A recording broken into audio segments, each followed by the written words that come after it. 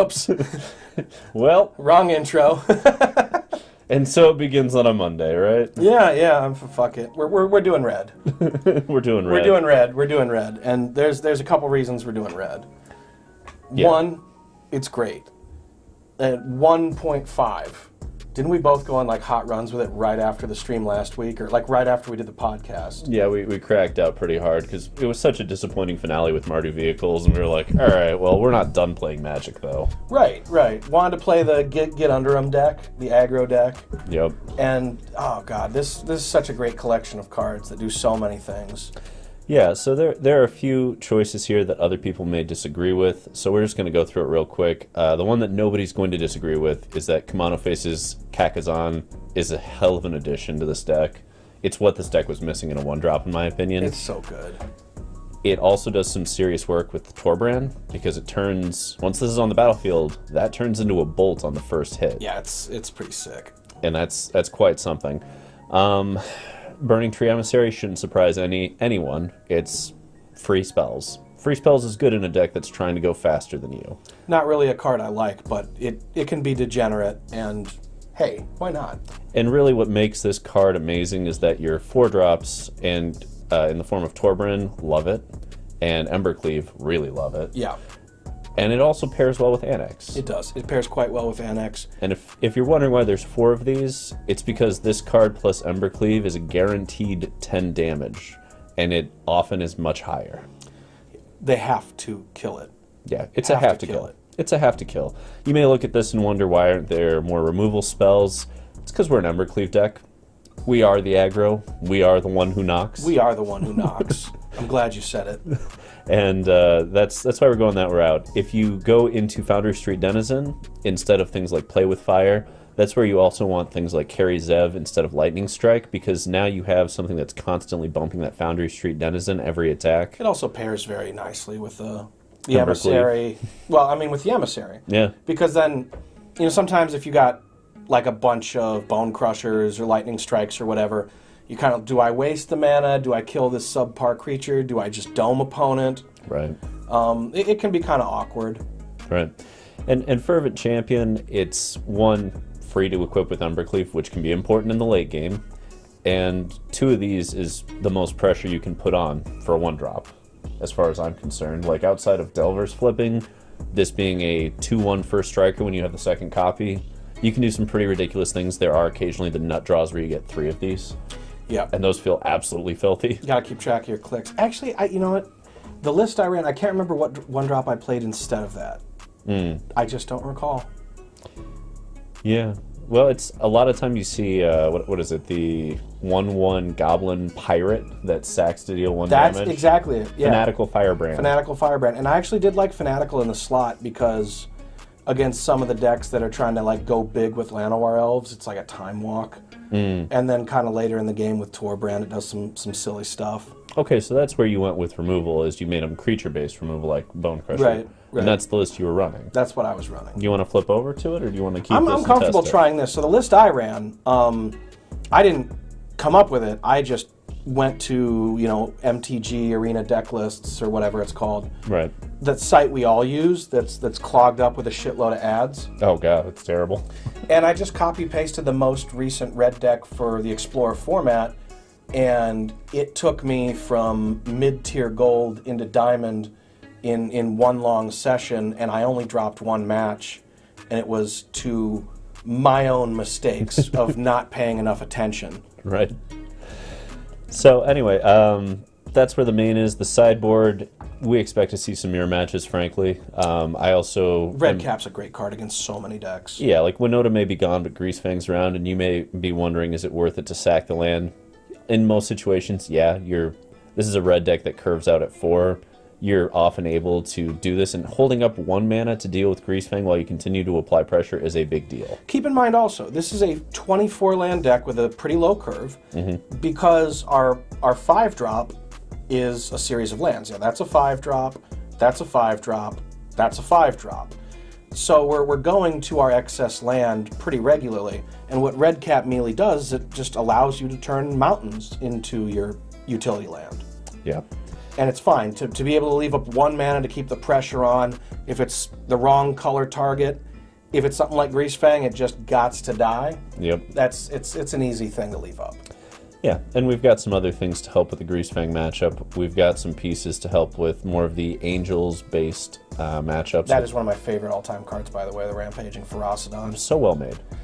Absolutely wonderful, wonderful card. Ton of fun. Sometimes it can punish you even. I mean, it's... I've had it punish me as well. Yeah. But luckily, Torbran only says opponents for the extra 2. Yes. Which is a big deal when you play Rampaging and they take 3 for every 1 you take. Weird broken cards from Eldraine.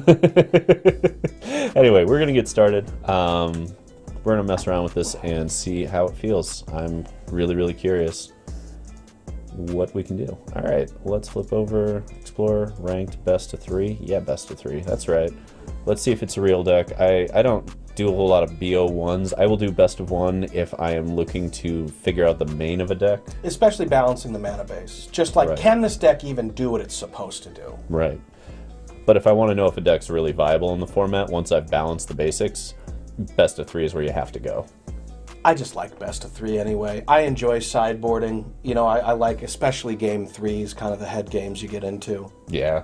Of, you know, what did I bring back in? What did you bring back in? That kind of thing. There's also the MTG Shuffler is very altered for best of 1 versus best of 3. This is fine. That looks good. Yeah, let's get into this. That's a spicy meatball.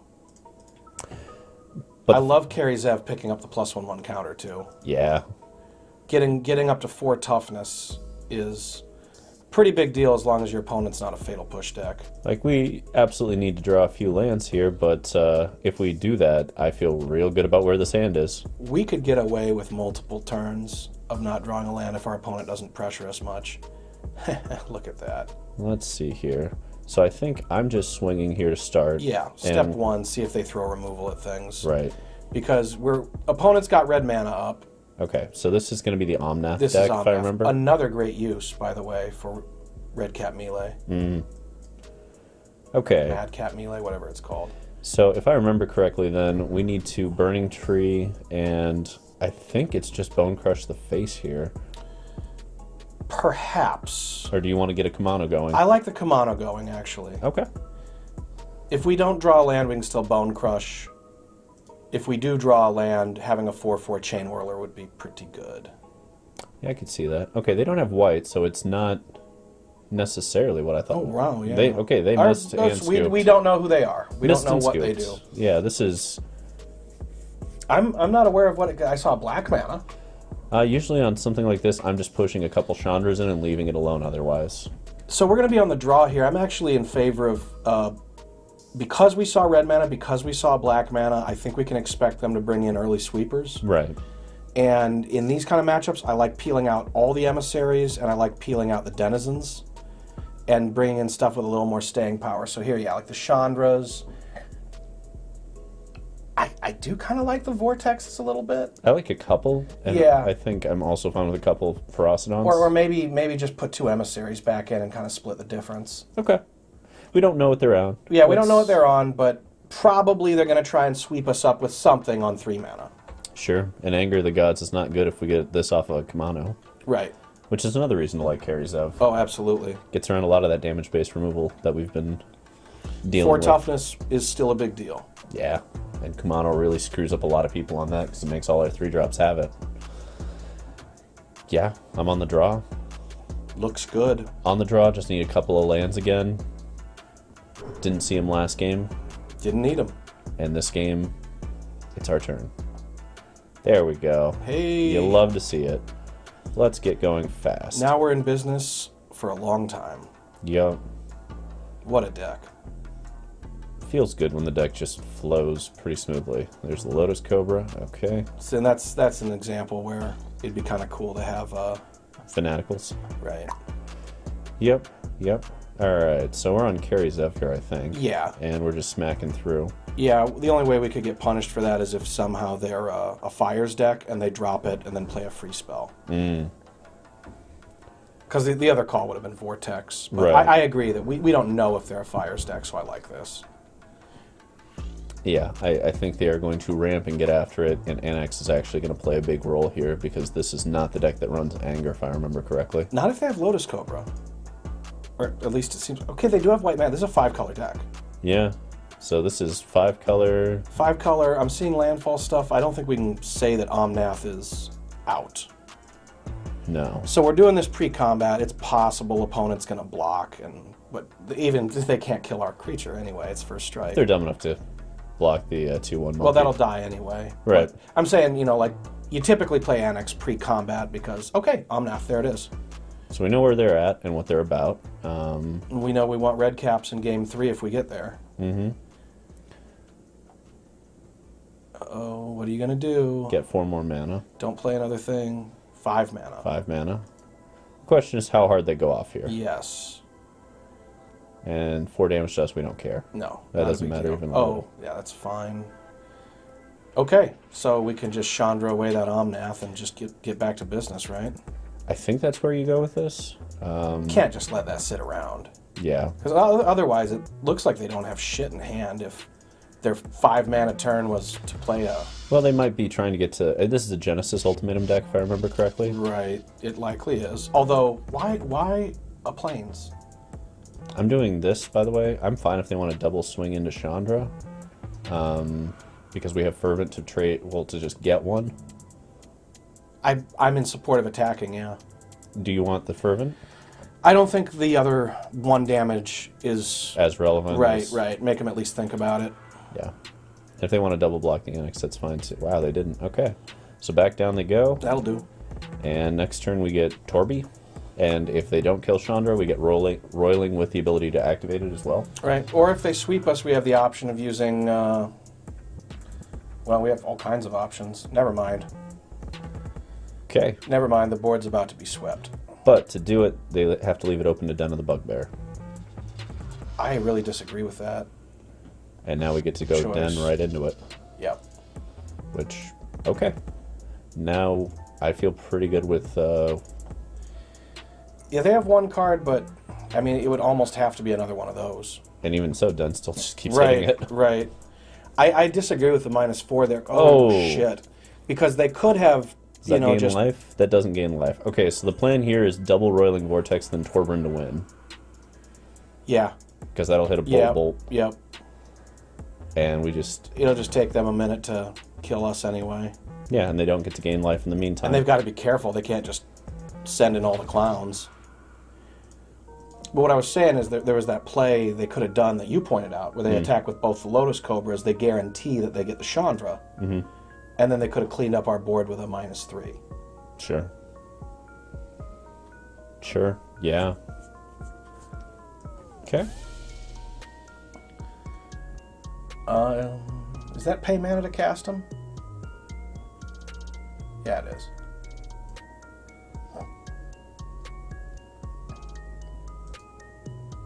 Coma. Such a cool card. Yeah. Worth it. We'll go to 17 and win the game now. Yeah. Yeah. Unless a single blue is enough to get there. If they've got a bounce spell. Out of the 1 card. Yep. Because it's their upkeep. That's what it's... Well, no, it's... Yeah, it's got to be right now. Mm-hmm. Because in the upkeep, those triggers will go on the stack. And, well, they could bounce the Torbran with the triggers on the stack. Or kill the Torbran with the triggers on the stack. You can tap it, but that is not an activated ability. Nope. Slow rolling them here. A little bit. Bye. See ya. Thanks for playing. Okay, I actually do want Fanatical Firebrands in this build because we don't have the other removal spells, and you're right. It's incredibly useful. It gets a lot better with Torbran, and it's really good with a Chainwhirler, too. Mm. And also just pushing through some of your creatures that have... Like, they can't quite take down the toughness of whatever's in the way. Yeah. But Firebrand says, you know, you block and it's dead. Okay, I'm in for some Firebrand action. It definitely would have made that game easier to win. We won anyway, but it would have made it easier. And I'll craft the ones I don't have yet. That's right, we'll blow it out like that. Fervent Champion, you need multiples for it to really do its thing. I mean, you get the free equip later on the Embercleaves, but by the time you're re-equipping Embercleave, you probably have the mana. Time walking seems a little bit more relevant, typically. I've never actually beaten a coma that landed before, so that felt really good. Yeah, a coma that landed untapped. Yeah. And attacked. And, fuck it, we got this. Roiling it is. Never punished. Here we go. The 2 that are in hand. Yep. That's why I don't mind redundant copies of that. Yeah. Sometimes it's just the reach that you need. Alrighty. We're doing this. That's a great hand. Is it Kumano first, I think? Yep. And we just go from there. Yep, that's our maximum damage output, because it's the same amount of damage had we attacked with a Firebrand. Yep. Only next turn we're going to get a 2/2 Firebrand. Yeah. And we don't have a guarantee. I mean, we have the other Firebrand, but Alright. there was no guarantee that we'd get a 2-drop. Right. Here comes some pressure, and then next turn is going to be sick. Next turn, without lifting a finger, we're swinging for 5. Yep, and anything off the top that isn't a 4-drop is pretty live here. And there's the angel. There's the angel. Alrighty. You know what we get to do here, though? We leave the little one back, and we bring the rest of them. That's why I really like it here. Otherwise, that would be an easy block. Mm-hmm. And now it's, do you want to trade your nice little Valkyrie for a fucking Goblin Pirate? That's alright, we've got a jar of dirt. Okay, didn't expect Rub it in your eye! Didn't expect that trade, honestly. That's not a trade I would have made if I were them. But if we top deck a mountain here... Maybe that's what they're thinking, though. They're like, I top deck a mountain and I play a Deafening Clarion or something. No, this is just straight green, white, or banned. I'm not sure what they're trying to get out of that. Oh, punished a little. Kind of, sort of, not really. Bring them all. Oh, yeah, we bring them all because Robber gives us the ability to get more angels, which we are going to play. Like, I'll play this. Yeah. You can kill Robber all you like. I'm still getting more angels out of it. I got to play a game where I stole a Narset against a Yorion player, and that felt so good. I didn't even tick it down. It just sat there like, nope. Yeah, after like 2 turns of not, because it was this long, protracted thing. After 2 turns of not ticking it down, it occurred to me like, well, they can't even pressure it. Like, I barely have targets for it, but why not? All right, now do we Fanatical Firebrand that out to... No, we just smack everything. We just smack everything. It's the same amount of damage in, unless they block this. Why would you do that? Because they don't understand how this works, I bet. Okay. I mean, they can Coco, but like we have 3 damage right here, and another 4 right there. We only need 1. Yeah. Unless they gain a shitload of life here, which they're going to get 1. And we've got win on board. There we go. Yeah. I was like, that's not going to work. And we can throw a desert at you. Okay. Ding, ding, ding, ding, ding. Yes, yes, yes, yes. Ding, ding, and ding, those. ding, ding. So, we don't need the denizens yet again. No. We don't need the Burning-Tree Emissaries here. This is the kind of slow it down a little game. Yeah, we go a little slower. Let's see. The Chainwhirlers are of less value. Yeah. But it's worth keeping a couple. Yeah, I think you dump 2 of those, and you dump either 1 Cleave or 1 Torbran off the top end. I think it's probably... Wait, why are we doing a roiling? All those roilings? Because they don't have like a cast thing. Yeah, it's just 2. Yeah, we just need to make sure they can't gain life and that deck falls. Right. But, we want to keep our big boom booms. Yeah, that's true. I think this is fine. 8 for 8. Mm-hmm. We get the 2 roilings, we get the 2 Chandras, and we get the 4 Ferocidons. So we've got some more removal and 6 ways to say no to life. 4 of which I really like, 2 of which are kind of emergency, etc. Yeah, Roiling Vortex, I'm not sure if it's correct to bring that in here. I'm going to go down to 1, because I don't think Then I'd say let's bring in another Chainwhirler, because sometimes they do give us a lot of 1-butts. Every once in a while this deck does. As a matter of fact, let's cut a Bonecrusher, because that we have, well... No, you're this right, is the deck you're right. with the yeah, Giannis it's worth it just for that. It's worth it just for that. But I'm fine with this. That looks good. This will be interesting. That looks good. And you know, part of what we're going to be figuring out here is what numbers on the sideboard, what kind of thing. Right. Because it's the games that tell you. Yeah. Alright, double sushi. Let's do it. I didn't even catch that. That's awesome. I wish I had some double sushi. That'd be fucking awesome. Right. Now another banger. Yup. All killer, no filler. Let's fucking go. Little Den of the Bugbear and Kumano into Kari Zev as a 2/4. Yet again, we get to play the game of are you able to curve out as hard as we can? So Kari Zev, it makes me wonder. I've had a lot of hands where I had 2, and I've never been punished yet, because it typically does get killed. Yeah. But it makes me wonder if that shouldn't be a one of just because of this possibility. I could see that. If we went that way, I don't know what we would want in its place, though. It could possibly be a Bonecrusher Giant. It starts creeping up. Yeah, I see what you mean. It keeps the creature count the same. It still gives you another thing to do on turn 2. Yeah. Okay. So, the fact that this is going to get to go off sucks, but at least it doesn't help them cast Coco, so we get Ferocodon down before it goes nuts. Yes. And depending on what they do, we're going to have Embercleave next turn. That is the beauty of Kari Zev and why I think you keep 2, because that's a good point. It's incredibly powerful in what it does, especially in enabling Embercleave. And Embercleave is where you want to be with this deck at all times. This is a conversation I have with myself every time I've ever had Kari Zev in a deck. Would be like, well, what if I just had 1? See, and that's perfect. And now it always dies. They spend it, yep, and they spent it on that, and that's fine, because now we get to Ferocodon. Yep. The Ferocodiesel. And I think we smack Kumano first, and then Ferocodon. We definitely attack first because we might get a 2/2 token. Right. And we don't want to take unnecessary Ferocodon damage. Like, this is a Coco deck. They should be Cocoing next. The build that they have should have 4 Skyclave, and it should have additional removal on top of that for this list. I don't know if they did the full Monty and went into knockout blows or something, but it's possible. We really need a land here, because we need to hit into either Torbran or Embercleave for next turn. We need some gas, although the power of their deck is completely stunted right now. Okay. So at least we know we're getting Torby next turn. Yes. We can't swing through with anything here. Nope. But we can dump a Kari Zev into play. It is a Nombo with Ferocodon. It is, but it gives us cleave at a cheap rate, which, again, Ferocodon is a double-edged sword. And if cleave comes out, we win this race back and forth, typically. And same with Torby here, like, it's going to help us push pretty hard next turn. That's fine. No life. None of that now. And if you want to swing, you swing in the air, that's fine. We go to 10, and then we get to cleave through. Oof. Alright. Well, a lot of life they don't get to gain, thankfully. I don't think we can do Torbran here. I think it's got to be the cleave answer. Okay, is that going to be enough? Yeah, because we get to smack we get to robber, smack 4, cleave in. Well, yeah, there's no point in doing the math because we win this turn or we don't win this game. Or we die, yeah. Right. And you're right, max damage is with Robber of the Rich Cleave, so let's just do it.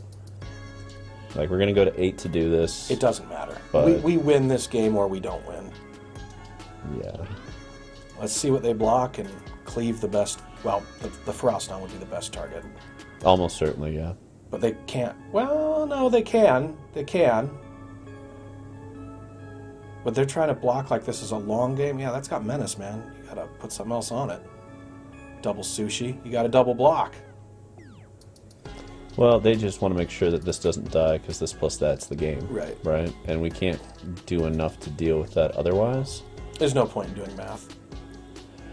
Well, now there's a slight point. Okay, so we can do 8. We gotta get our Embercleave down, and it's going on Ferocodon for sure. No, it's going on Kumano because it'll trade that out and we don't die then. Oh, fair. And that's, I think, the only way we don't die.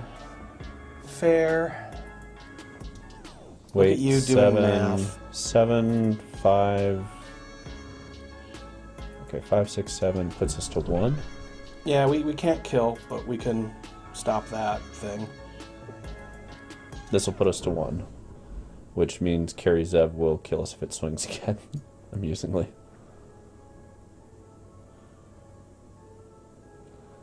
And then we get the piece back we need to block. Oh, that's awkward. Well, depending on what they do. They might not go aggro on us here. We still have the Ferocodon. So they put us to 2. Okay. But now we've got Ferocodon. Like Torbran, if we want. Ah, there's the way they're not losing. Wait, no, that puts them to 8.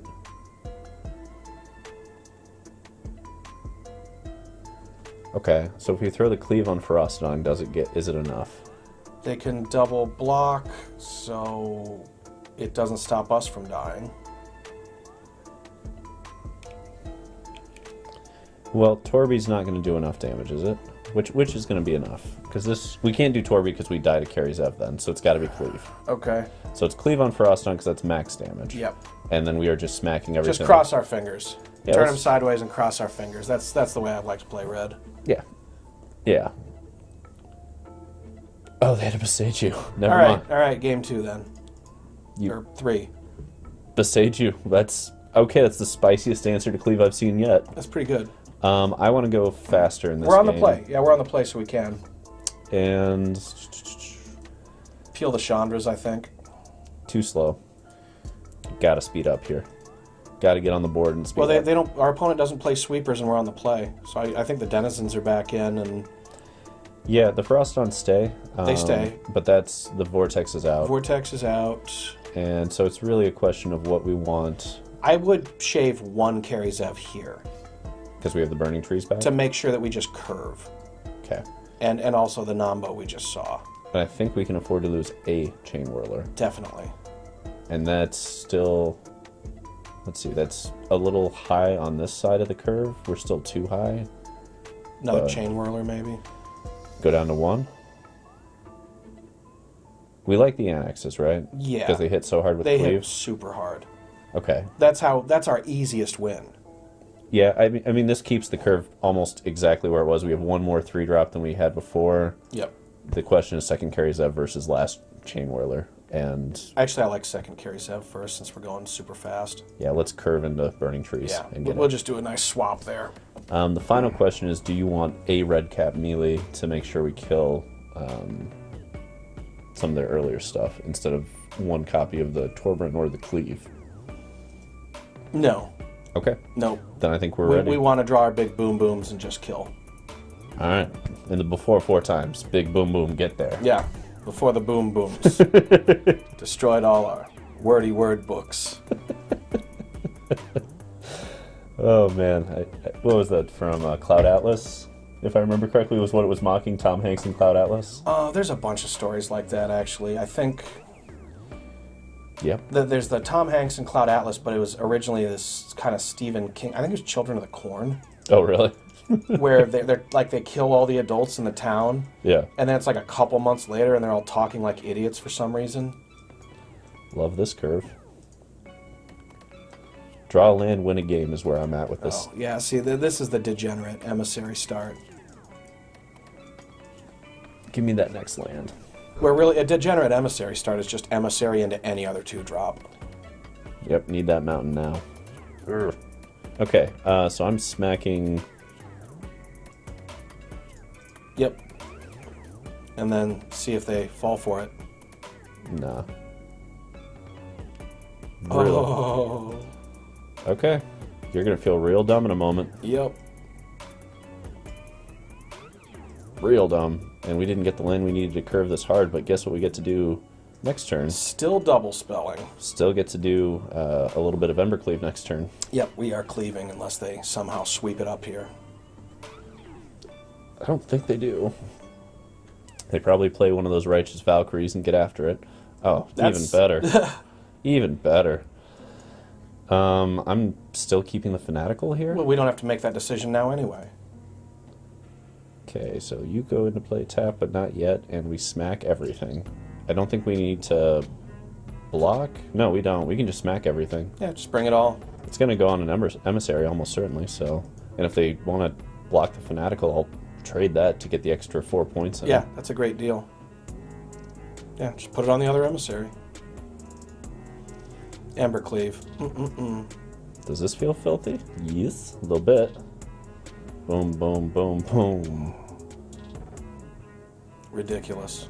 Alright, so they're out here is Cocoing into like double Valkyrie, which... There's the Coco. There's the Coco. Did you get the Nut? No, you got almost nothing. That's not going to do it for you. Got the suck. Yeah. Anax swing all.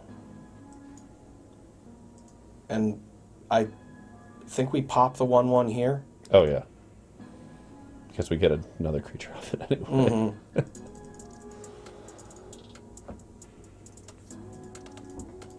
That's that. Just call it. Just call it what it is. That's that. All right. The only filthy A fine thing, match. The only filthy thing is you losing every chess game the last month from Irrationally Virgo. Yeah. All right. Yeah, I heard that. I heard that he suddenly got better at chess. It's almost like the alcohol affected him. I'll get around to winning that 50th game one of these days. How far away are you? One. I need one win to hit Ouch. 50, and Ouch. I think he's won the last 10 at this point. It's gotten pretty rough. Oof. I definitely need to focus up a little bit. After my 100th, fuck off. Fuck off. After your 100th. We'll see. We'll see. You could start playing some arena with us, you know. I believe in you, Irrationally Virgo and Pitiless Justice. I'm still keeping this, I think. Yeah.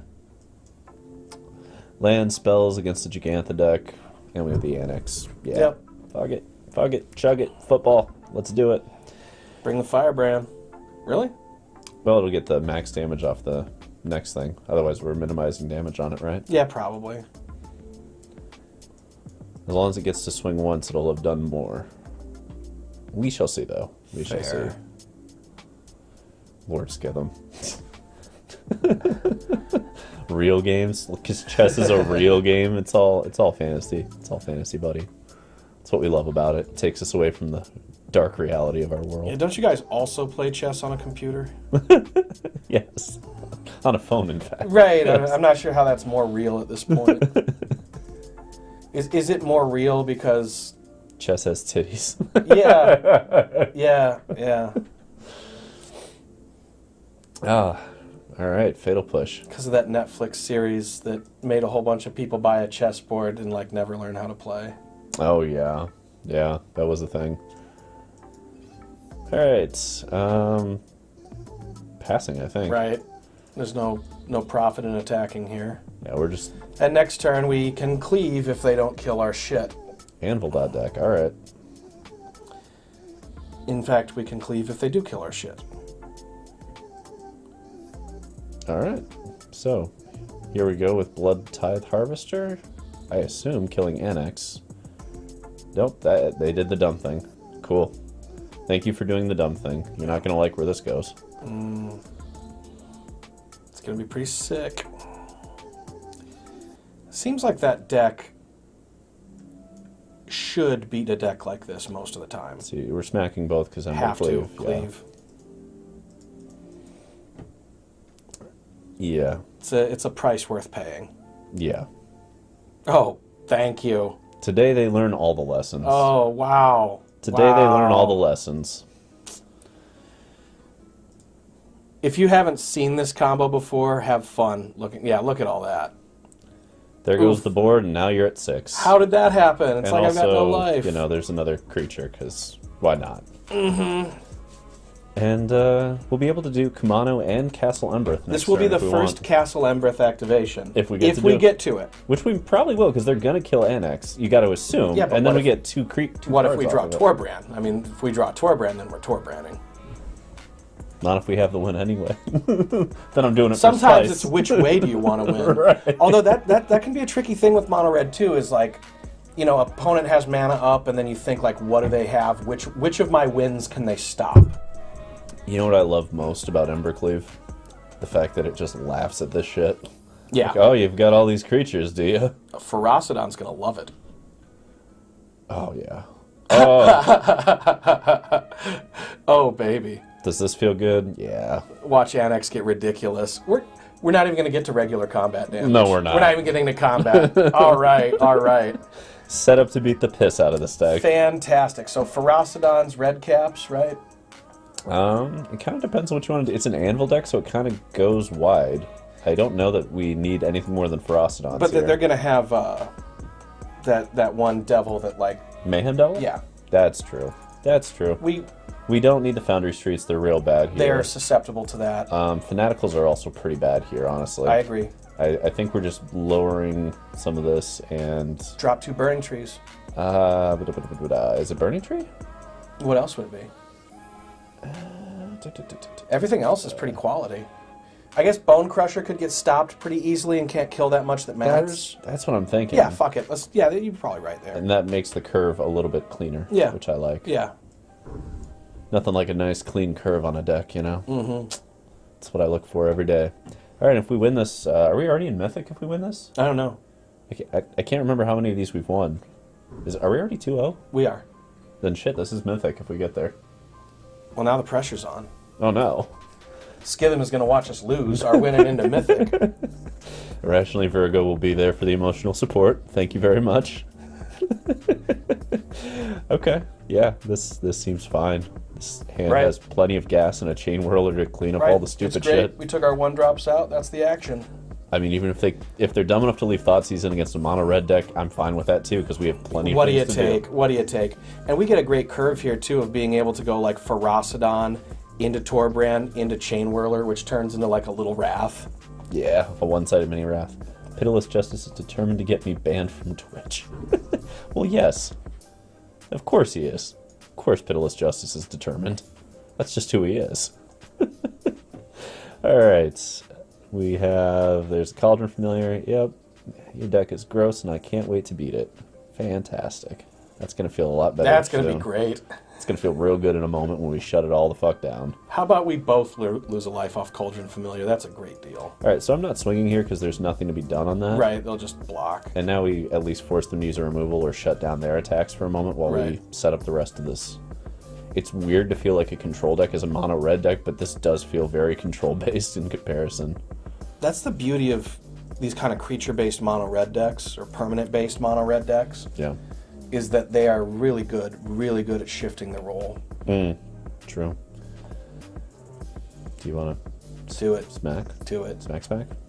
Do it. Do it. I'm guessing they'll have a response to this.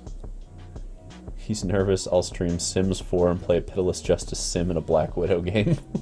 Okay, fair enough. Do it? Yeah, definitely do it. Wow, they didn't do it again. Alright. Weird. Yes, I think we can smack here. Right? Like, this doesn't give them life anymore. Right, right. I mean, it takes life away from both of us, but I'm also okay with that. Oh. Right. Fuck. That's annoying, but it really only costs us 1 extra life in the end, so... And it forces them to have the Fatal Push, which... Annoying. Oh, they're just gonna let it go. Cool, that was worth it then. What the fuck? They're bad at Witch's Oven. I'm fine with that too. You wound up without a cat or a food? Yeah, I'm cool. Cool. Good job. It's gonna feel real bad when we lose this match now. Right. They might just be out of gas. They might have been all they had left was the Fatal Push. Ooh. Alrighty then. Man, one of those creatures would have been really good for that. You know what feels great here? Yup. Yup. And like, if you want to use that, wax on, wax off. There it goes. They are just sitting there like, God damn it, you motherfucker. I'm really hoping they're dumb enough here to bring the cat back before Chainwhirler resolves. Do it. Do it. Do it. You could be dumb. Do it. Oh my. Well, that's the easiest Obnixilis I've ever killed. Goblin Chainwhirler putting in work. Also one of my favorite cards ever, Goblin Chainwhirler. Yeah. There's actually a Twitter poll right now to try and get Wizards to reprint this for Standard. I'd love that. It'd be nice. It's about time. It's about time. Okay, so Cauldron Familiar comes back to play. We get to dump a couple robbers into play next turn, probably. Or perhaps Torbran, since it's going to be harder to kill. Yeah, that plus Mayhem Devil, they can kill a Chainwhirler whenever they want now. Right. That's rough. Okay, so they go sack, sack, sack, sack. So they have 4 points no matter what. Yikes. Oh, they done locked it up, maybe. Well, they might do it wrong. That's true. That's true. If they don't do it right, this Embercleave will be pretty good. I think that's it. Like, we attack right now and see if we can force them to do it. And at least if we force them to do it, then maybe we can get Torbran down. Who knows?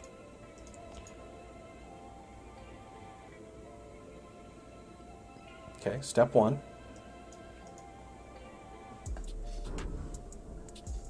But wait, I have effects. Okay, that's number 1. So they can go boom, boom, boom. So they can still get 3. Right. Wait for him to try and put the 3rd on, maybe? Except we're in combat, so it doesn't work. Maybe they'll try and do it right now. We'll see. Okay, so now we gotta play it. Right, and now they get there. Although we are going to have a cleave down with haste creatures on the board and the ability to play them and equip them. True, true. Really, we just need to top deck a red cat melee to have a shot. That's kind of where we're at here. Yeah, this is trouble. We get 1 turn to top deck a melee before we're getting run out of the game. And then we'll go to game 3. Because that's how this is probably going to go. Like this, when we have no Ferocidon, is a problem. It's a very big problem. So, is it worth considering a Grafdigger's Cage for specifically this problem? We could. That's the way to go, yeah. I mean, we don't have it available to us now. No, not yet. So we're back on the play here. Do we want to do anything differently on the play? I don't think so. No, there's nothing here. Like, this is not good against Witch's Oven. No, it's not. It's not shit. No. But it's not good enough. Yeah, it's not good enough. This is really all we need. We just have to keep Mayhem off. If we keep Mayhem off, we can probably smash through, and that's what this is going to take. And to be fair, that's, you know, them having the push when they needed it, and then the double Witch's Oven with the double Mayhem Devil. That's a lot of pieces that have to come together to win. So this matchup is okay. Well, we got that, but I'm mulling this. This has no action for 3 turns. Yeah, for a while. It's kind of close for me because of all the spell lands, but I agree with the mulligan here. That seems more like it. I'm tossing a Torbran back. I agree. And we're just going to town here. Like, we've got the ability to get going. We need 1 land. We also have the ability to possibly get some value off of Robber. Mm-hmm. Yeah, Robber does help with this whole punish the mulligan issue. I think it's still Robber here. Yeah, I agree. I just want to get value off this while we can, because sometimes this gives us more chances to hit. That's not bad. It exiles the top card to give us another chance to hit a thing. The beauty is opponent is playing a super low curve deck, so most of what we get we'll be able to cast. Right. And actually, if we steal one of their Mayhem Devils, that'd be amazing. Yeah. Is that when any player sacks? Yeah. Wow. Sometimes you just hit. Okay, I'm smacking first, because they still don't have a way to sack this. Fair. And fair. Let's see what we get. Right. Okay, Hive, that's fine. I still like playing Chainwhirler post-combat here. It gives them the ability to Fatal Push the Chainwhirler. We could do this, draw a card and see what we get, and then get Kari Zev if it's nothing. That's decent. Which, I don't know. What gives me pause on the egg is, does the egg say cast or play? This? Exile top card until end of turn you may... So if it's a land, we won't get it. No. But, yeah, fine. I'm fine with that. Not letting them just push the... Well, to be fair, if they're going to push that, that's going to be their whole turn, and then we still have Robber on board, and if they play Mayhem... But they've got the mana up on our turn now. It's like free if we do it now. Versus they're going to have to leave mana up to do it later. And Kari Zev's a fine thing here. I'm fine for maybe like whiffing on value. Yeah. But we didn't. And we get to have red cap up for their Mayhem Devil if they play one, which I also kind of like. Yeah, that's pretty good. Like, that's the ideal world, is they go Mayhem, we go red cap, then we chain whirl, we go hard. I like the world in which they just kind of spin their wheels. Side note, do we red cap here just to turn off the Witch's Oven? I don't think so. Not worth it. I don't think so.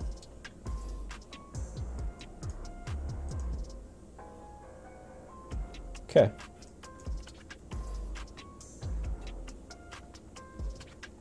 One, two, three, four, five. 1, 2, 3, 4, 5. We got to play something pre-combat here. I like whirling chains on this, because that way they can't do their cap block and get away with it. Yeah. Also comes in as a 4/4. Yep. Pretty sick. If anything can get that +1/+1 counter, I like it to be Chainwhirler. Yeah. Agree. Very much agree.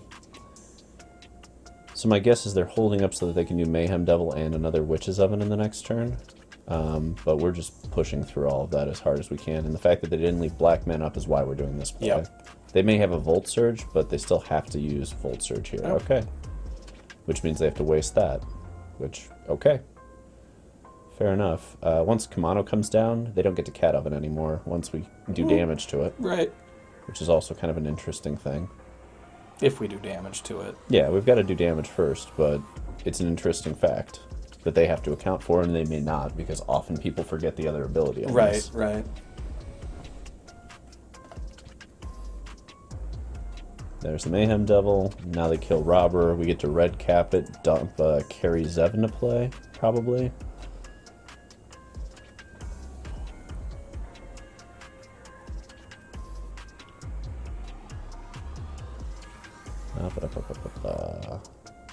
Well, that's just red cap at pre-combat. Don't give him a chance to block. Yeah. I guess the alternative would be, do we want to get a spell off of Robber? But we can't because we have more cards than them now. Yeah. Yeah, we're just dumping the hand here, and we're forcing the Witch's Oven decisions right now. That's fine.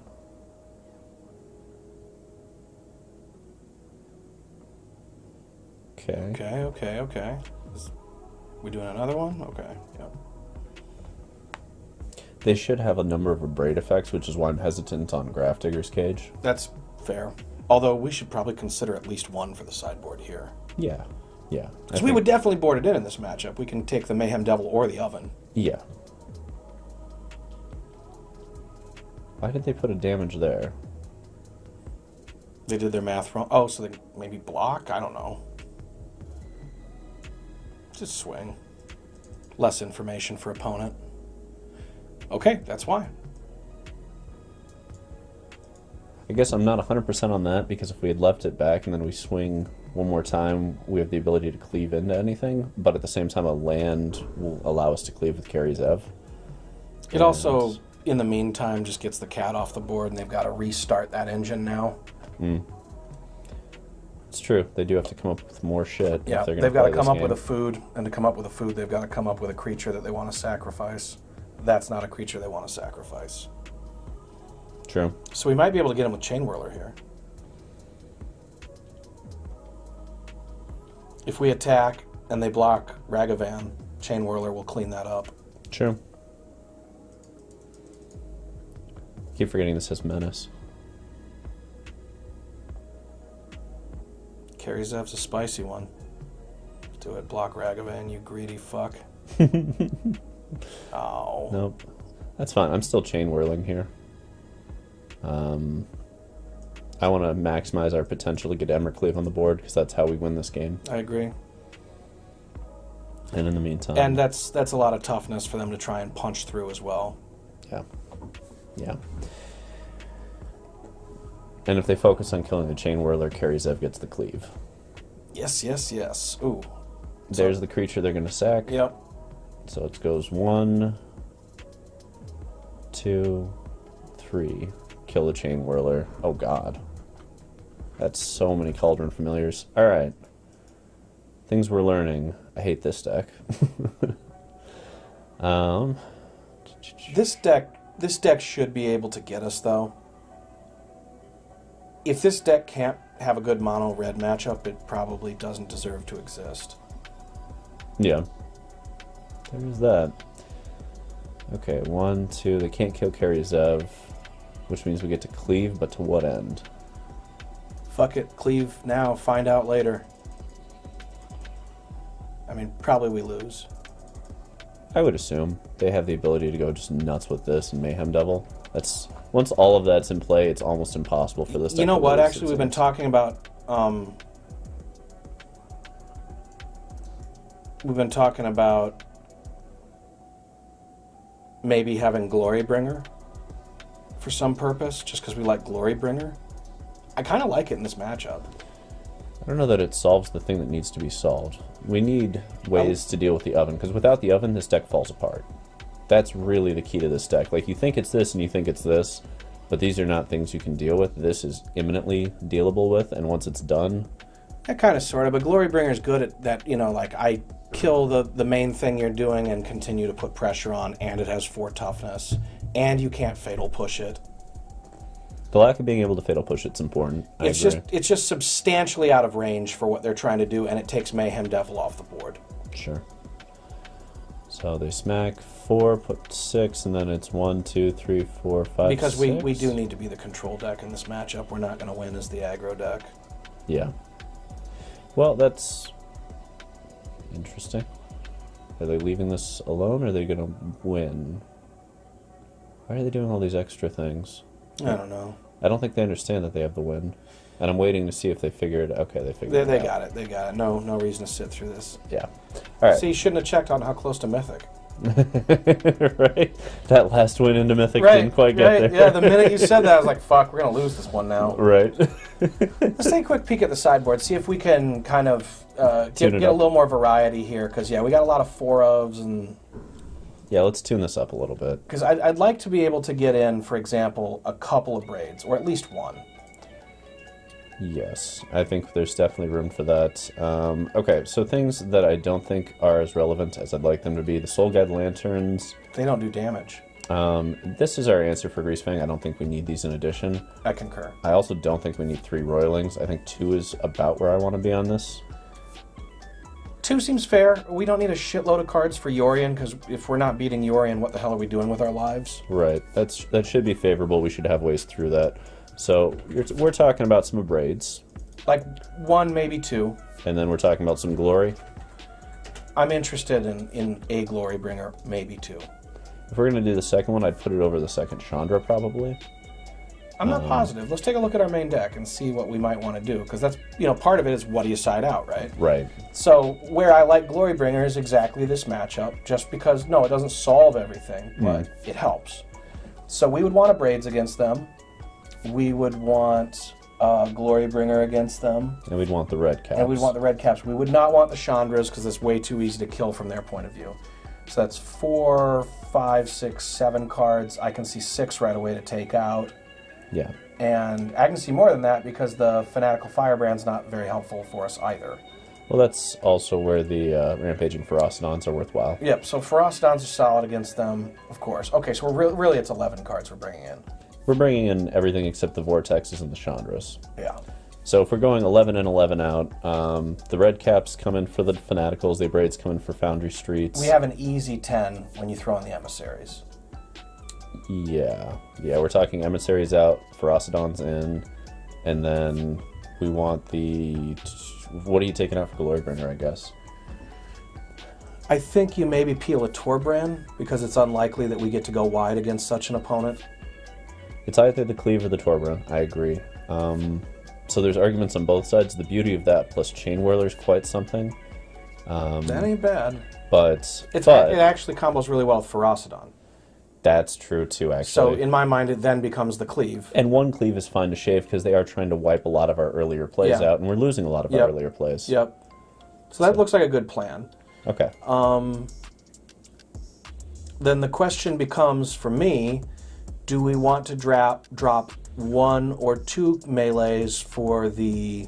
I can't remember what it's called, but it's the red and 1... 3 damage to a creature, Planeswalker, does exiles. Dragon, Scorching? Something. Yeah, maybe. I don't think so. If I remember correctly. Dragonfires, right? Okay. So that's the thing to think about, is to maybe switch it up, because that's still... It's actually better against... Greasefang. Technically. It also requires us to leave another mana up against Greasefang, which is not great. It does. That deck really relies, to a degree, on having... incremental gains on the turns while it sits there and makes you think that if you do anything, they'll just... Sure. Which is why I like red caps, because you're like, yeah, whatever, red cap's fine, but it costs you a mana after you do it, though, because you got to sack a land. And a Braid does kill Greasefangs at 2 mana, too. It does kill, but it doesn't exile. But Scorching Dragonfire also exiles Phoenixes. Rekindling? Is that what you're worried about? Have you seen it? Yeah. Okay, I haven't seen those, but fair enough. So let's flip 1 red cap for 1 Scorching. Yeah. And see where that lands us. Yeah, this is just to have some more options. Okay. Because we have a lot. We have a lot of options available to us in mono red. The one piece that we have to give up for the Chainwhirler that I wish we could keep. I don't, because we have so much value with all the other utility lands. I know, but getting Ramunap plus Sunscorched for Desert was such a fun combo once upon a time. It was. It was bolt you with a desert, basically. We could get away with that if we were going higher curve.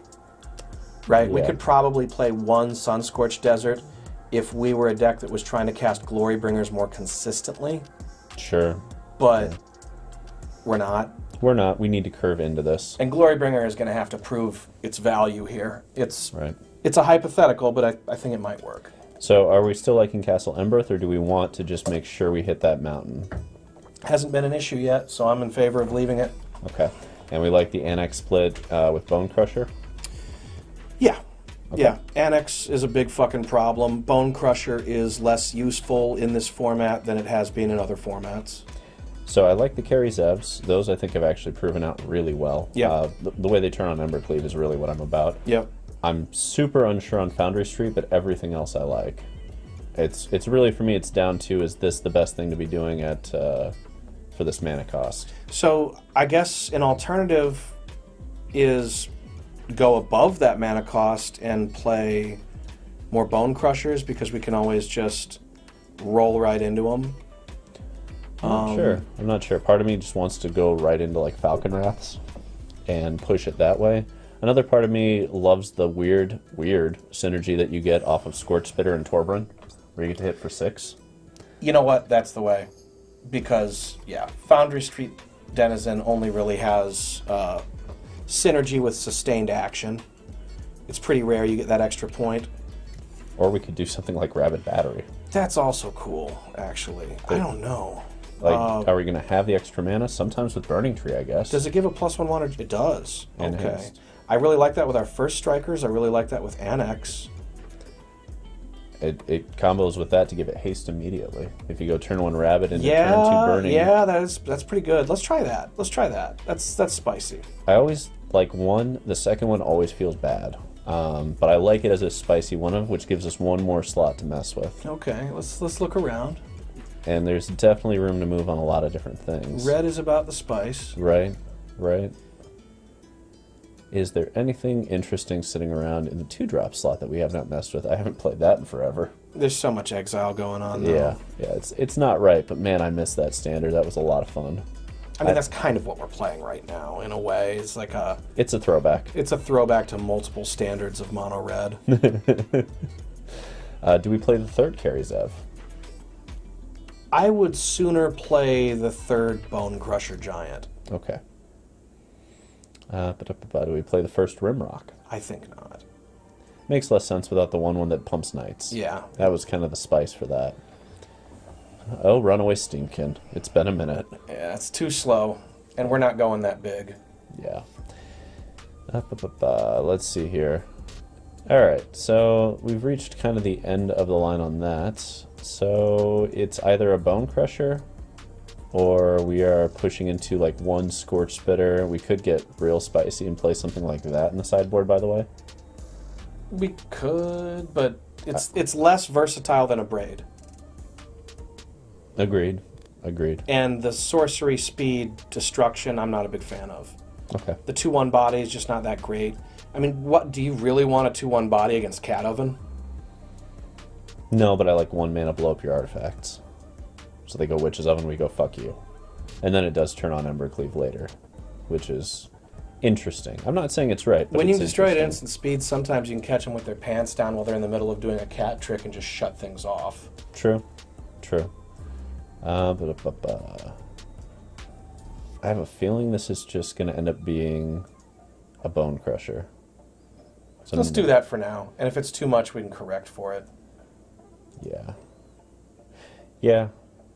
There's a shot it's the 3rd Kari Zev, but I think it's the Bonecrusher. And I could see... I mean, these last 2 slots, it also could just be a play with fire if we're worried about curve purposes. Or a lightning strike. I don't know. I'm kind of back and forth. I mean, a lightning strike would give us some better game against these Mayhem Devil scenarios, too. To give us that 5th piece of removal at post board. As well as a main board piece removal for Greasefang. And a little reach. Okay, I'm selling myself on it. I'm going to try one Lightning Strike in the main. Because of the versatility of that. And the fact that we have, like, no burn outside of that. I'm okay with one of these. It has a nice combo there as well. Yeah, it's alright. I mean, that's sort of why I like Bonecrushers, because I never feel like I'm just wasting it by using the Emissary mana to throw 2 at their face. You want to flip it back for that reason? Okay. That's why. Let's flip it back for that reason. That's why, because when it's Lightning Strike, it's kind of feel bad. Sure. But when you dome them for 2 with a Bonecrusher, you're still getting Bonecrusher value. Yeah, in many ways it actually feels great, because you're putting a body on and you're prepping the next one. Yep. Alrighty. And if you're watching this on any other platform than Twitch, the party's at Twitch. Yeah, come join us on Twitch and talk some shit in our comment section. Yeah. We're ready for you. We're ready to defend the choices we've made, sort of. Playing against Terre. I recognize that opponent. Yeah? Yeah. That's how I know we've been playing a lot of Magic. Start to recognize different screen names. Oh, that's just fine. I think it's the Bonecrusher out? No. Fuck. What are we trying to lose here? No companion. Okay. Maybe the Fanatical Firebrand, because it's the lowest impact card. And we don't know if this is a matchup where it's going to be useful. Part of me wonders if it's not just the Emissary. It could be, but it also gives us the possibility to be doing broken things, which I like, and it supports the Embercleave. So does the Firebrand. Is it the Bonecrusher? And just go straight up the curve? It doesn't pair well with this Emissary. Right. Alright, let's lose the Firebrand and see what happens. I'm kind of curious. Oh, they've already started to spam us. Good. Let the hate flow through you. Okay, well, let's take extra time to talk about everything then. Oh, yeah, absolutely. That's what you get. You get what you fucking deserve. Alrighty, that's what that is. Awkward, but we're doing Burning-Tree, Bone Crush their face. Yep. And get as close as we can to Embercleave as fast as we can, because a land off the top into an Anax would be great here. Okay, this was instance number 1 where it would have been better as a Lightning Strike. Yeah. This is true.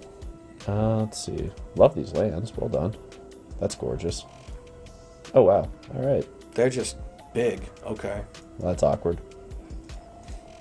Yep. Sometimes you draw the wrong land off the top and they get to smack you in the teeth. Yep. I think we have to... No, if we double block, we lose everything. We just have to take it. Correct. And wait for the Anax. Correct. Okay. So... or do we just Torby here and smack him in the teeth for 8? Yeah, all of a sudden our clock is as good as theirs and about to get better with that Embercleave in our hand. Like, they should have removal. They should have Coco, actually, here, which I assume we'll see, but... Hey! That's not that great against what we're doing. Nope. Let's see, so they have 5, 9... They've got 12, so we've got a block. Yes, we do. And we will block the Yorvo. Yes.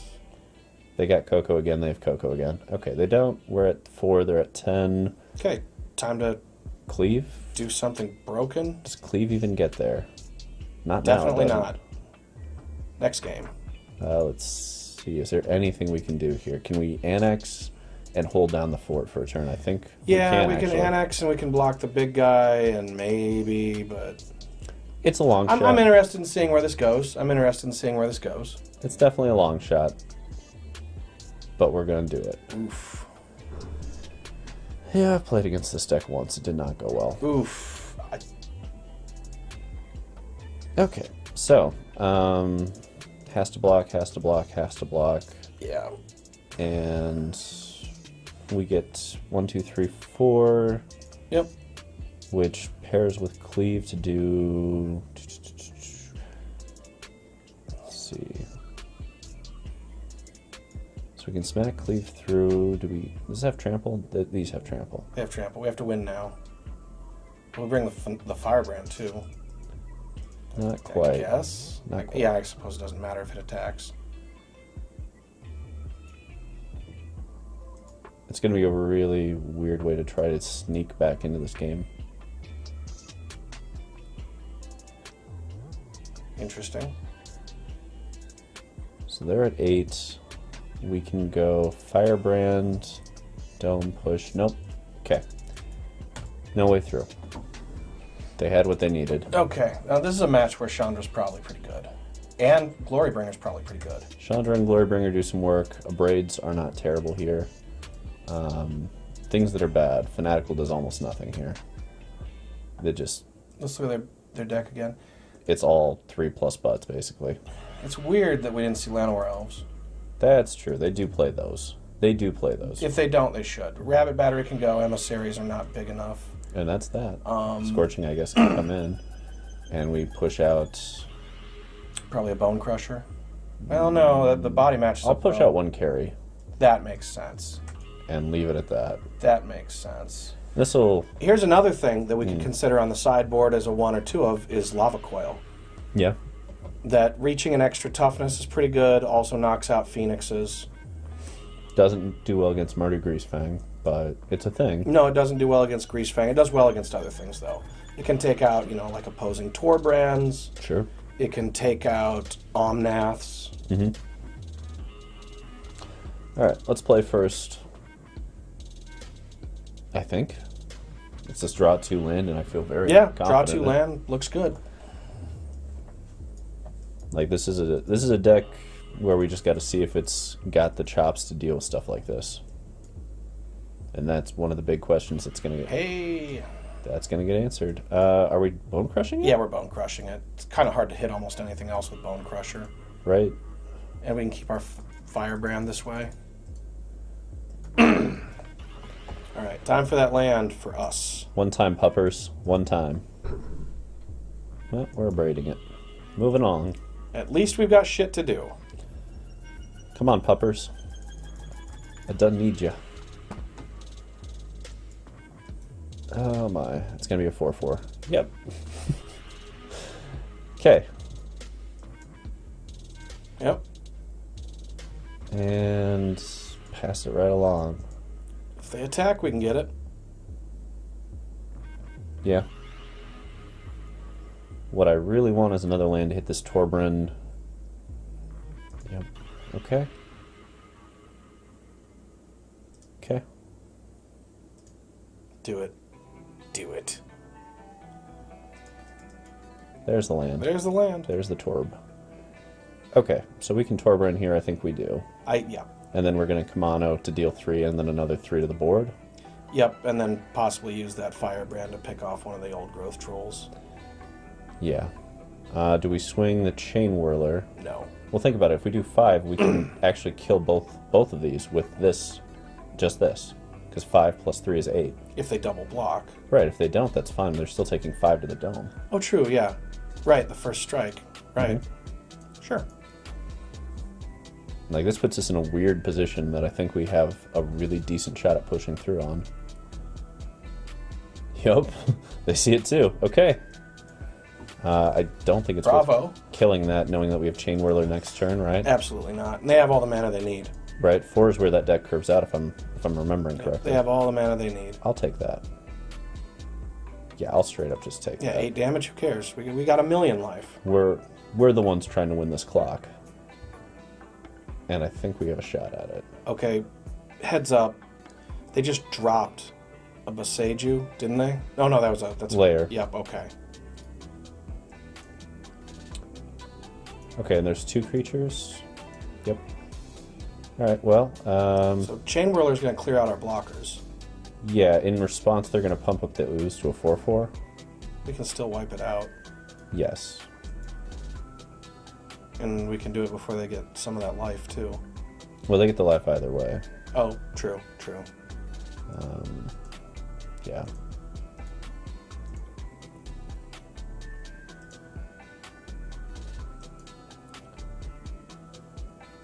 But if we're going to get rid of ooze, we do it before this dies.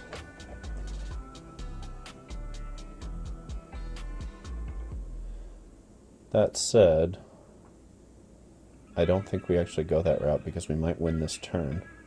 Because we can smack for 5, 3, 3. And that's game. Yeah. And if they block, then we don't have to use it. Yeah.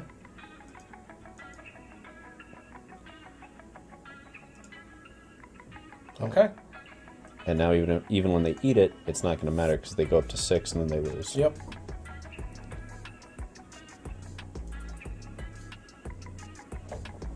Thanks for playing. Let's do game 3. Just for value. Yeah, why not? Why not? All right. I respect it. Game 3. It's going to be that tight. I don't think this is a match in which we are favored, but I think it is like 40-60 and we've got a good shot. You know what I mean? Yeah. They're playing bigger stuff for the same curve that we are. But we have the ability to do some pretty nutty things with Torbran. Their advantage is that they have collected company, which is disgusting. Yes. Our advantage is that our cards, on average, are better. As long as we get them in a decent order and on time. Yeah. If we fuck around all day, they will win. Yeah. We good with this? Yeah, I just want to take a moment to look at it, because this is... If there were a way to squeeze in, and I think there probably is a way to squeeze in, I'd like to get at least one copy of Lava Coil for stuff like this. Sure. Sure. What are you thinking you want to see less of? I think we could probably do it over one of the melees. You want to go down to 2 red caps? Yeah, until we start seeing tons and tons of reasons to have 4. Okay. Because substantially it'll clean up the same kind of stuff. And keep in mind, it plays well with Burning-Tree Emissary. It does. It does. But, yeah, let's crack on. All right. Getting this red deck tuned up to all the 1s and 2s it needs in the sideboard. Right. I mean, that's the beauty of when you have so many red spells like this, is you find out the ones that have overlap for the important purposes, but, you know, one here would be great. Right. And against many other matchups, it's as good as whatever alternative we would play. Castle Embereth finally screwed us. Maybe. Do we keep? Yeah. Yeah. We're on the draw. If we need to, we can just play Castle Embereth first. Hey, and we're fine. Oh, Castle. Look what you've done to us. Got like PTSD already. Just from an Embereth. And they are stumbling. That's awesome. I think we're still going Kari Zev here. It represents... Well... I don't know if it does. No, you're right. We do Robber here and we... And taking their creatures would be great. Yeah, they have really good options here. Like that. Yeah, their creatures are great against their creatures. Oh. And they stumbled hard enough. All right. Okay. And that's another reason red rules, because their deck is clunky and our deck is smooth. Mm. That's the problem with Coco decks. You try to overload the 3-drop slot. Yeah. And you end up with Clunk. Yeah. Never really been much of a fan of that card. No. Okay, if we're doing the Lava Coil route, do we want another copy over the Scorching Dragonfire? I'm aware this fucks with Greasefang a little, but we do have the Abrade still. Right, so we got the Abrades, we've got the Scorching Dragonfire, and we've got the melees if we need that much against Greasefang. We've got a lot of things we can do at instant speed. What do we want for Greasefang? Because that's all we're boarding. We're not boarding the rest of this against them. Right, so what do we want out? Out versus Greasefang, we can do the usual suspects of take out the low drops. It's just the Firebrands, probably, and maybe a Rabbit Battery. And everything else is fine. Although I guess if you keep the Firebrands, they combo with the Bonecrushers to also give you instant speed options. Yeah. Which, you know. For me, taking out Burning-Tree is kind of where I go first, because that's it plays into sweepers. Sure. And people tend to have sweepers for this deck. Yeah, I mean, Greasefang isn't post-board, but at the same time, there's no... This doesn't really bet... Like, it's not a game of absolute speed against them. They have the better combo. We have more consistency. Right. To me, Burning-Tree's in this deck because you can get broken starts with it. Yeah. And because, well, I don't know what 4 cards I want from the sideboard, so for now, I just go faster. Okay, so let's say we're post-board against Greasefang. I'm boarding out 4 Emissaries and 1 Rabbit Battery for 2 red caps, 2 Abrades, and a Scorching. That's clean.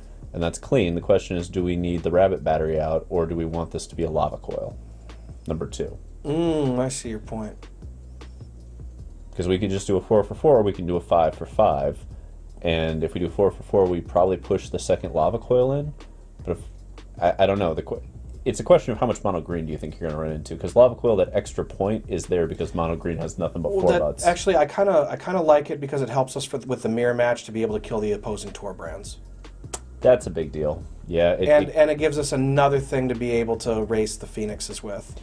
Yeah, and in lieu of having 4 red cap melees that kill Torbran, now we have we have 4 ways, and that's exactly the example I meant of like in the mirror match we gotta kill Torbran, but like we can do it with red cap, we can do it with that. It's substantially the same job because usually you've got to, in kind of a scrappy game, you've got to like play a Torbran, untap with it, and then press your advantage. Right. You typically get a turn to kill it. And then, of course, we also... Hey, what up, Darth Zero? Howdy, howdy. You can side in red caps against Greasefang as losing a land to not lose game 3. We're talking about doing that, too. Yeah, we're definitely doing that. Like, the board against Greasefang is going to be 2 red caps and 2 abrades. And then, of course, we also get the abrades for the mirror match. We do. Yeah. We do. Yes. Yeah. I'm liking what we've got here. Glorybringer's still got to prove that it belongs. Yeah. But other than that, the rest of this feels like it's spicy. The Rabbit Battery still has to prove. The Rabbit Battery's a question mark. The Bonecrusher copy third has to prove itself. But everything else feels pretty proven. So far, I'm okay with this still. I'm not 100% on this because I don't know that this is worth the risk. And I like the smoothness of the rest of this deck. I'd say let's continue to find out. Okay. We have yet to activate it once. I haven't activated it in all the playing I've done.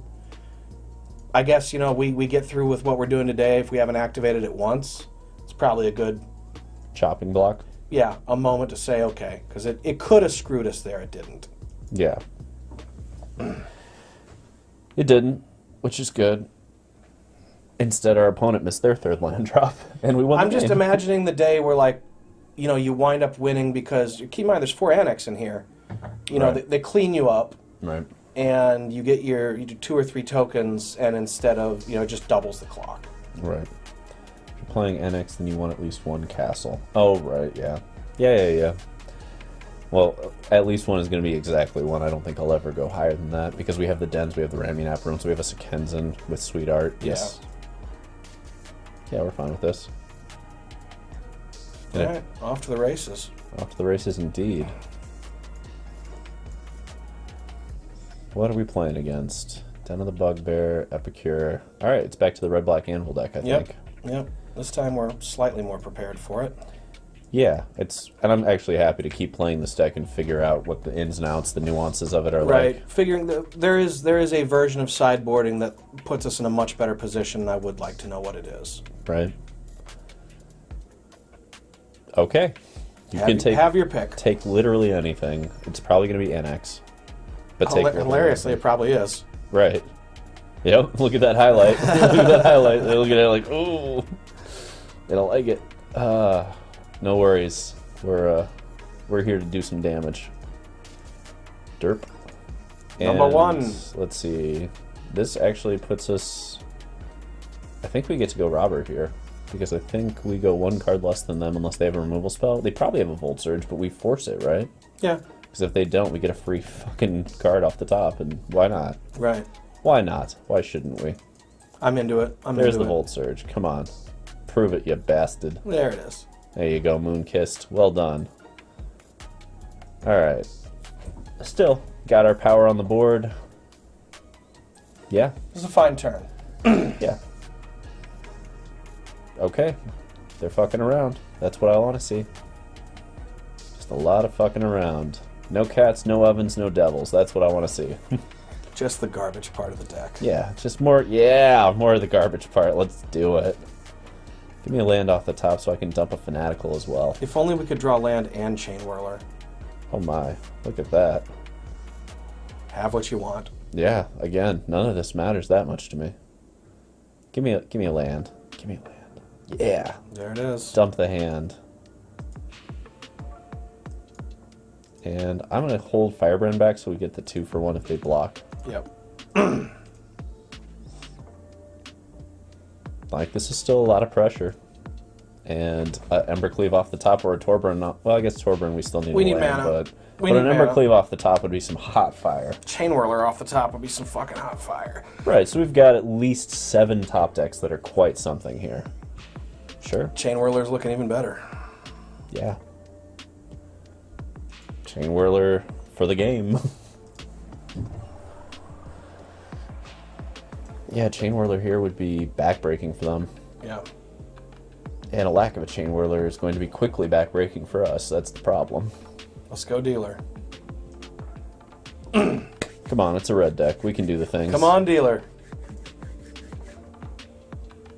What's it gonna be? A swing. A swing. A swing. In we go. And probably one Fanatical will end up dying to force awkward blocks for them. Like, we'll swing these 3, leave this back. Now their blocks are awkward. Yep. Given that they have no cards left in hand, I am totally willing to push to make sure all of these die, so that if they don't get another artifact thing, they have to blow up an Anvil to stay in. Absolutely. Because they could just draw a fucking land. These cat oven decks, man, they just keep on coming back for more. Some people just love clicking, I guess. Right. Some people just don't have enough carpal tunnel. They need more carpal tunnel in life. Yeah, you're gonna leave that one back. Really? Interesting. Yeah, that's what I thought. Doing a little math there, are we? That Firebrand is really proving its value. Yeah. It just makes things so awkward. So awkward. What you gonna do? I'm fine with this scenario. The triple block. Yeah. Okay. I will still do it this way, and I will kill the last one when we're Why? done. We can do that at our leisure. No. Oh, the last artifact. Yeah. Ding, ding, ding. And we play the mountain here. Yeah, they have Kroxa. Well, also because if we top deck our desert, we want to just throw it at them. Yeah. There's the Oni Cult. Totally fine. All right, opponent. You top deck a land now. Your turn. Oh, that was a pretty good top deck. All right. That's not bad. That's 3 creatures in a top deck. And a little bit of life gain. Yeah. You know what we need? Our turn. Cleave or Chainwhirler? Chainwhirler would still be pretty good. I'd be fine with a Bone Crush as well, potentially. Almost any action would be good here, actually. Yeah. I don't want to draw the rabbit battery. Alright. Whatever. We smack them all It anyway. turns sideways, and it does it now. Do we? Is this going to work out the way we want it to? Or are we losing our ability to Embercleave by going this route? I don't know. They're at 10. We've got creatures. I don't think that hard when I play red. I tend to win anyway. You know, just fuck it. They win the long game. We've got attacks now. Yeah. Our creatures are small. Their creatures are small. Let's see. Okay. Interesting. We will go this route. Sure. They get Kari Zev off the board and the robber, but they're still, I mean, they still got to draw relevant shit. We have more time than they do. There's a lot of live draws for them. That's one of them. That's one of them. They can now put that Gigantha in hand. Yeah, they should. There they go. All right, so we've got the silly thing is we can still just Chainwhirler. Chainwhirler would still be an absolute house here. Yep. Sure. It's about time to draw it, though. Okay. They have enough damage to get us. Yep. No point in playing a dead game. Yeah. Especially on stream. All right. Abrades. Abrades for sure. Melees. Ferocidons are good here. Lava Quells. Ferocidons. Glory. Chandra might be good here. Well, we're on the play. I don't like it as much on the play. Things that are dead. Yeah, not dead, but not great. We take out the early part of the game and we really focus in. I believe we're taking out 1 cleave in this scenario. We need to drop at least 1 cleave, probably 2. Yeah, I think we push it like this. This still has plenty of action. It plays a longer game. It's aiming to play a longer game against them. God, need more artifact. Is there Shatterstorm in this stupid format? Shatterstorm, no, but there might be something. Actually, what I want is Shattering Spree, if we're being honest. That we do not have. Pioneer. But I think there's some card from somewhere in the Amonkhet block that's like red X, destroy X target artifacts. By force? Yeah, maybe. We'll have to check. Yeah, that might be worth playing in it against a deck like this. I could see squeezing in one of those. Like, they get three-ish out, and that's where you're supposed to just be fucked with witches, ovens, and anvils. Yeah. It'd be nice to be like, nope, all of it's gone. Yeah, I'd like to have, like, at least one of something like that, maybe more than one of something like that. Yeah. You know, if we see enough artifacts, the random last card in our main that's Bonecrusher, maybe it could be that stupid Embereth Shieldbreaker. Yeah. I think we still keep this. It's a little... Yeah, it's fast. It's a little risky against Thoughtseize, but like they have to have turn 1 Thoughtseize. And they have to have it, and we also have to not top deck after that. Yeah, this is a nice fast... And we're also higher curve now, so seeing 4 lands is a good thing. Yeah. Alright. Here comes that 3/3 Robber. Followed by the 3/5 Torby. And whatever we get off the top here, that'll play. Yep. Totally cool with that. Plays real well with Kumanos. And if they want an answer to Robber, they're going to need to have a Fatal Push or nope. Okay, perfect. That's what I like to see. So, it's Den, Kumano. I think we smack first. Yeah, they have 1, 2, 3, 4, 5, 6. We 1, 2, 3, 4, 5. They're out of ways to yeah, we smack. Yep, totally. Let's see what they give us. Right, we already have the Epicure. Okay, so it's going to be Den, Kumano, Epicure. I'm down for that. That sounds great. I mean, there's a thing about playing the mountain so that we could blood away probably the Den, but nah. I don't think we want to do that yet. We're pressing a hard advantage. I could see this game turning into one of those things where like we win because they can't kill our second Den. If they manage to get in this game, which remains to be seen. Because we are fucking in this game. That is not. Yeah, we're getting Torbran, and I think Torbran's going to be enough to get through whatever's left. We'll see. We'll see. There's still time. We're off to a hell of a start, though. That's pretty good for us. Right, that's some serious fuck around shit. We didn't draw our best stuff. They don't get to play that either, yeah. They can play the egg off of the treasure. Or play the Epicure off the treasure, sure. Yeah, but they're about to lose their whole board just to stay alive one turn. And the beauty is we could just randomly draw a Chainwhirler any old time. Yeah.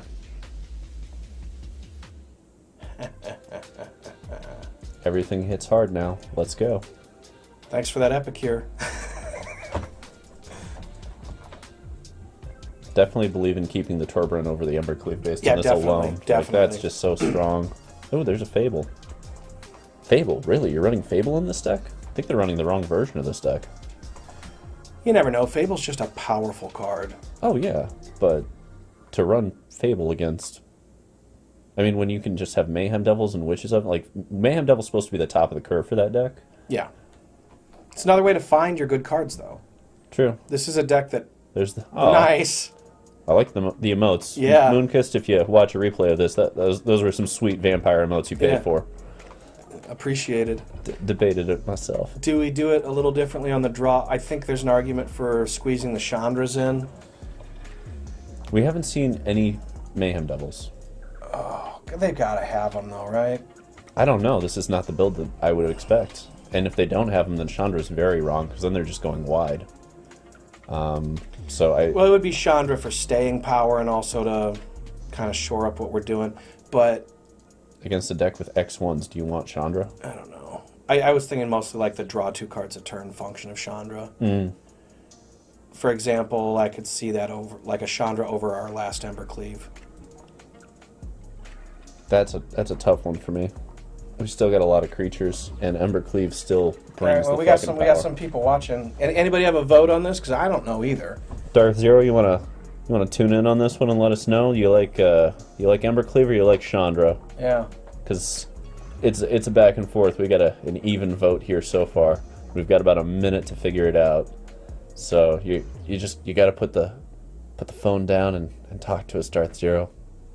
Come back to the fold. Cleave? Okay. Well, All right, let's do it. tiebreaker it is. Tiebreaker it is, unless anyone else out there is wanting to put their vote into the void and hear what happens. But you got about 30-ish seconds before the done button gets clicked. Fuck that, let's do it. I want to play. Fair enough. And by popular demand, we continue against Moonkissed, which... What was the Nicolas Cage movie? He was in one of those, like, Romancing the Stone, I think. He's in everything, isn't he? Or at least he was for 20 years. We're going to take a lot of damage, but we've got 2 Chainwhirlers I'm in.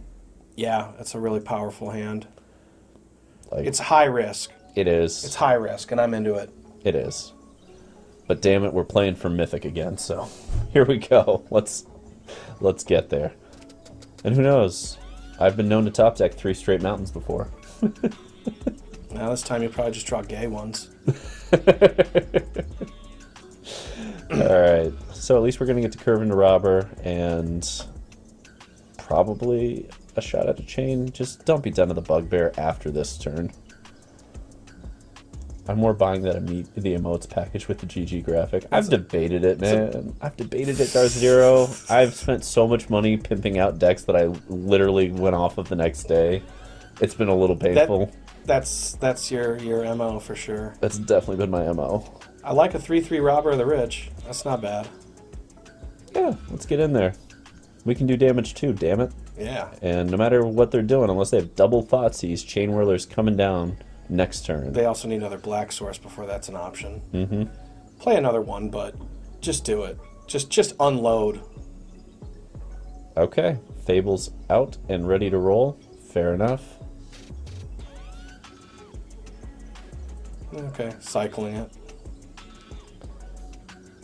I think it's still Chainwhirler here. Absolutely. And I'm doing it pre-combat, yeah. Yeah.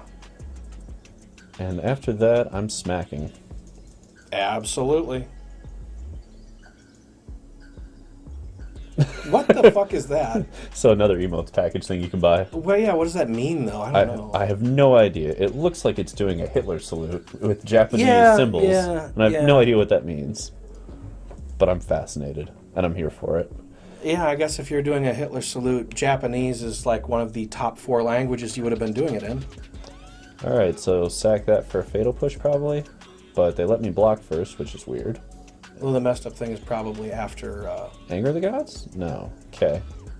So they're just looking to Oni-Cult, and then we Chainwhirl and do it again? I guess, yeah. I mean, what else are they doing? Okay, Fatal Push? You can push something. You can do a thing. I believe in you. You can do the thing. What do I kill? What do I kill? All the kills. All the things. Things kill. It's got to be another Chainwhirler, right? Like, even though we can Torby here... Yeah, it's Chainwhirler. Because we can still melee that. Yeah. And then we get if Torby, we even want to. And then we have Torby on the next one. Right. Yeah, this is a big headache for opponent.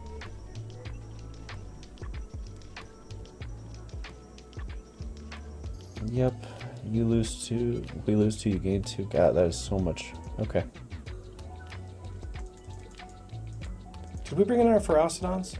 We did not. Why? Because there's just too many 3... It gets clunky.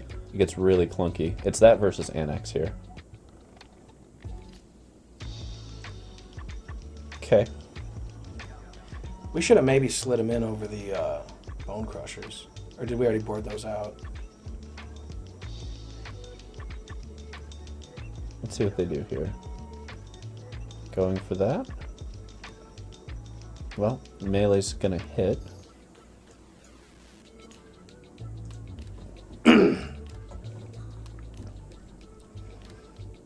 If you want the other one, you're gonna have to sack it. Okay, good.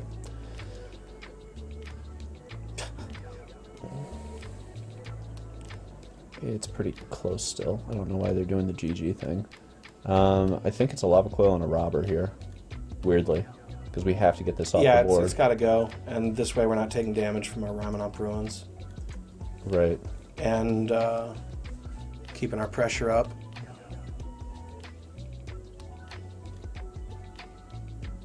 Okay. I was like, what in the bloody fuck? Is it immortal? Right? Like, just sitting there at -2? Like, oh god. Okay, if we swing this way, do we die on the crackback? Let's see, if they don't block, they die. If they block 1, they don't die. So they block 1, they sack it to Oni Cult, they put us to 4, they smack back to put us to 3, Oni Cult is down to 2. If they have Mayhem Devil, that would be 1. So we win even through a Mayhem Devil here, I believe. Right, so Oni Cult down to 4.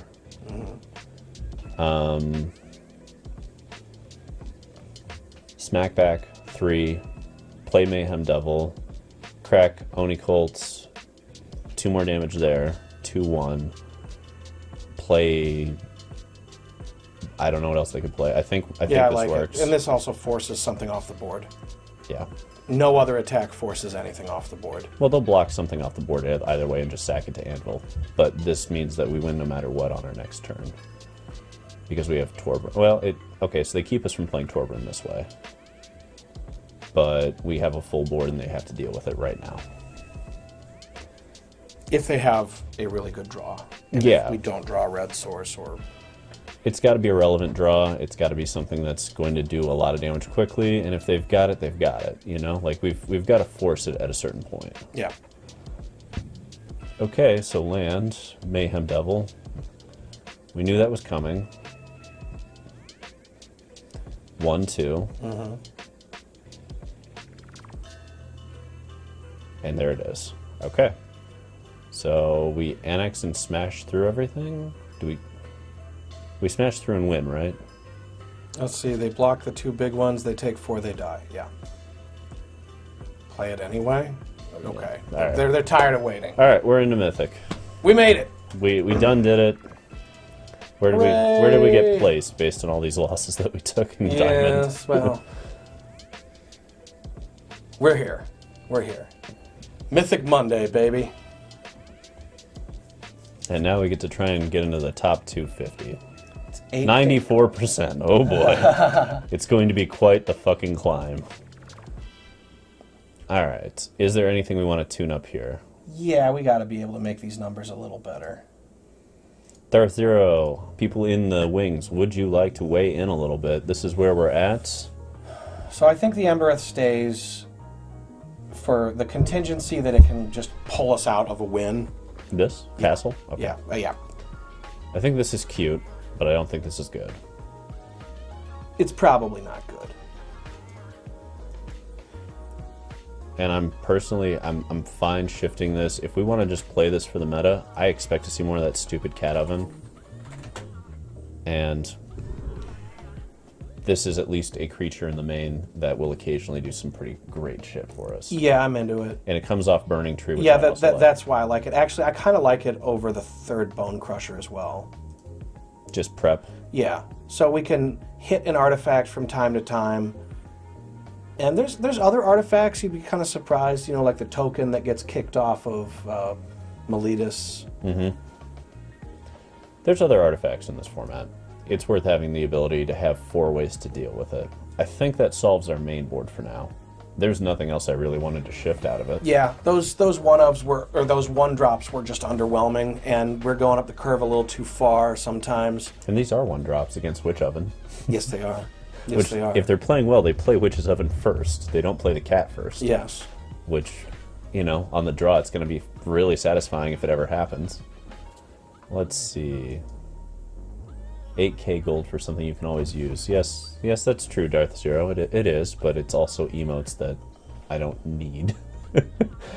And I don't have 8k gold because I keep, you know, pimping out my decks. Yeah. That's really what it boils down to. I don't have it because I'm buying other bullshit. I know, it's so bad. Oh my god. Okay, how do we feel about these numbers on here?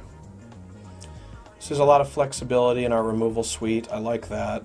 Yeah, I like the 6 we have here with the red caps, the abrades, the lava coils, and actually, since it's hard to see where I'm pointing, we're just going to do this the other way. What are you doing? I'm drawing. Oh. So the red cat mealies here. Whoa, John Madden. And the lava coils. I'm just going to put a line through that. Beep. I like that. I like where that is. The question is, do these roiling vortexes right here? God damn it, I'm bad at this. 1 second. Okay, these two. Are these good? They've been good when they've been relevant. Yeah. Yep. Do we like the 4 Ferocidons? I do. Okay. Chandras as a 2 of? So far, yeah, because it seems like there's places we might want to go bigger. If there's mirror matches, we want the ability to go a little bigger. Yeah. Same with Glorybringer. I'm not sure which way is the best way to go bigger, though, because we have so many great options. You know, we could be playing Hazoret. We could. That seems like it's backfired a lot, and we are playing a bigger red deck that's trying... Like, Hazoret's good when it's the top of your curve. I also... Well, sort of. I mean, sometimes in Standard we played it when it wasn't, but... And it was still good because it's just that powerful. The reason I'm not into Hazoret right now is because the white removal all exiles. Yeah, it does. And that's real rough. Whereas Chandra gets us a completely different angle that they don't get to fuck with. It does look like Monday Night Football. That was the point. Yep. I literally spent like an hour trying to figure out this little tool so I could use it someday. It was more than an hour.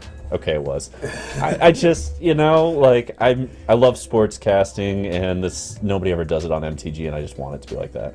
I think this is good enough to move forward and continue to tweak. I don't think this is a final version. Yeah. But I like where we're sitting. It's getting more tuned. These suggest a hedge, a pretty hard hedge. I like them, though. I want this hedge. And they're also kind of solving some problems that this deck has of, you know, what do you do with the Burning-Tree Emissaries in the main deck, and what do you do with that slot? Do we just, you know, kind of do the middle thing where it's the Bonecrusher Giants? Do we do the removal thing? Do we, you know, there's some argument for, like, maybe you play a Braid just because it's more versatile and you can probably come up with a use for it. And I think this splits the difference really well. I like that this turns on Embercleave, so even in the matches where you're like, okay, so they're not playing artifacts, you can go Burning-Tree into this and then get Embercleave online quick. Exactly. And that's... Exactly. That's the main reason I want this over a Braid, is because we are a Cleave deck. Yeah, it's just one more way to get the broken early start that Torbran or Embercleave can allow you to just destroy with. Yeah, the only non-creature spell in this entire deck is Cleave. Correct. Which is how I want it. And then sideboard, we push into all the non-creature spells to fix and hedge bets. Right. Really, my question is going to be whether the Chandra is going to be better than, say, a second Glorybringer or something else entirely, and whether going up the curve into Glorybringer is correct, I don't know. I don't know yet. But we'll find out as we keep playing, and I think we've got time for another one, so let's run it. We're at 94%. We're a ways away from where we need to be if we're going to use this ladder to queue, which I know it's a long shot, but damn it. How much time's left in the season? 7 days. So basically this week. Yeah, you're a crackhead, though. I believe in you.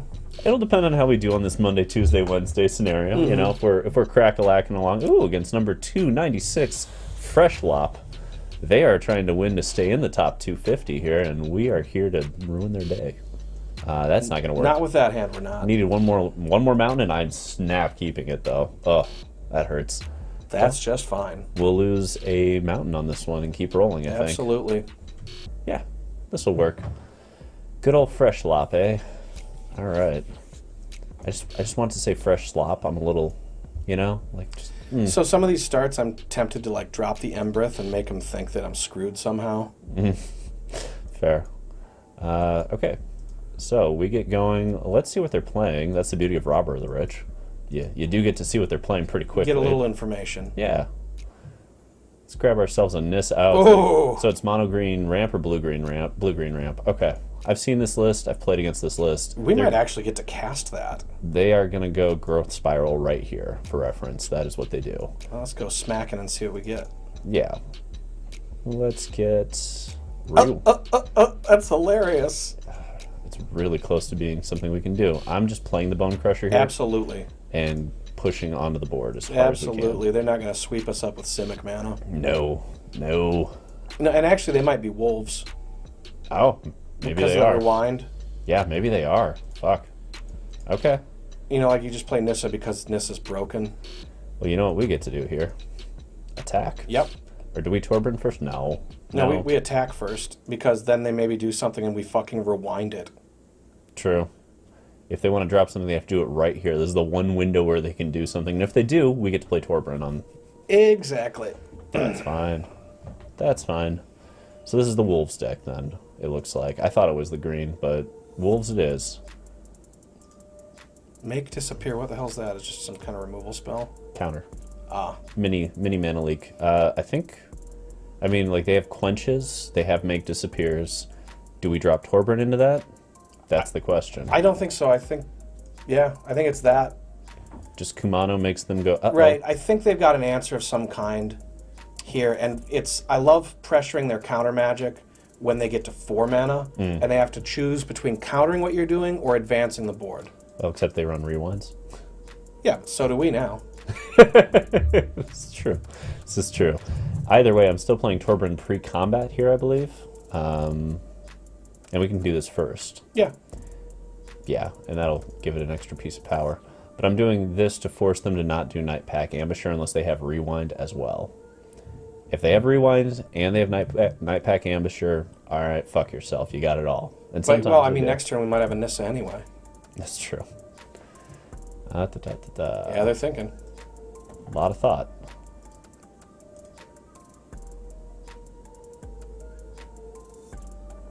Okay. I'll pay that. Yeah, sure.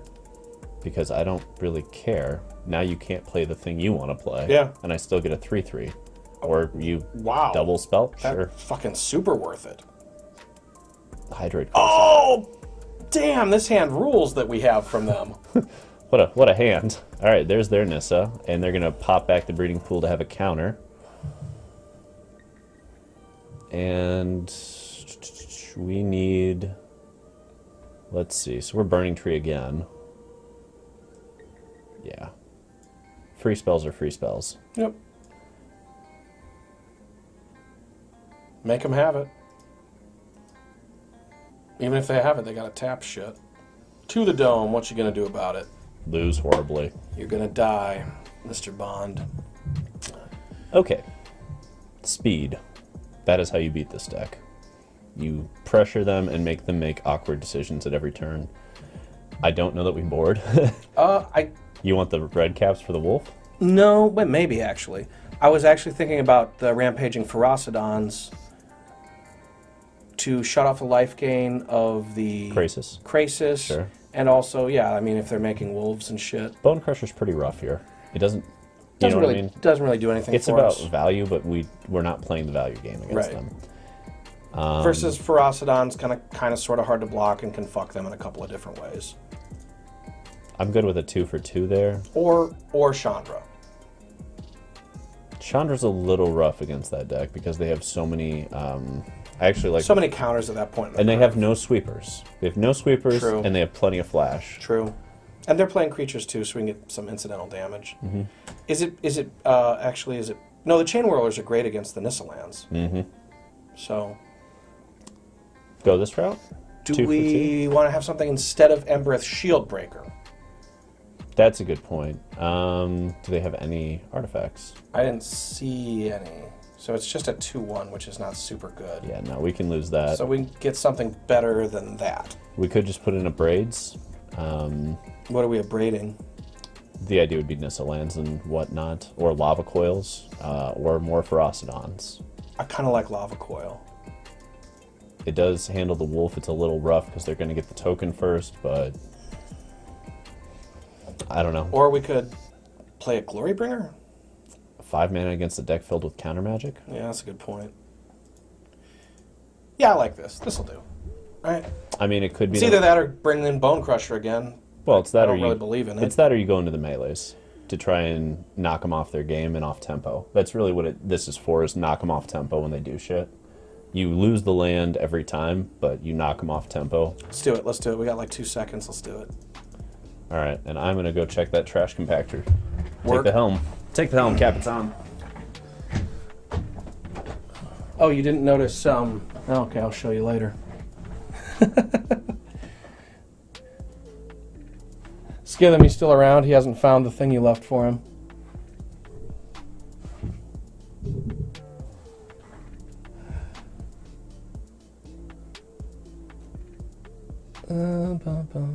That's fucking cards.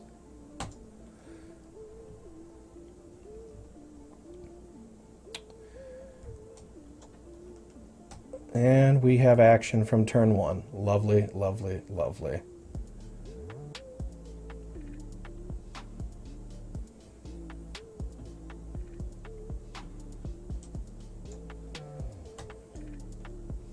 Not a whole lot of decision making here yet. Just play the things on curve. Countered.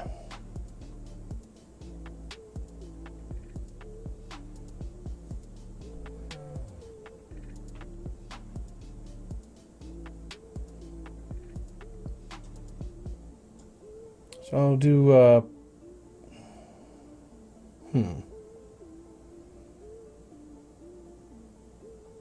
I actually kind of like Robber here. If we really want, we can do that. Fine. Divide it by 0. Learn themselves up some land fetchery.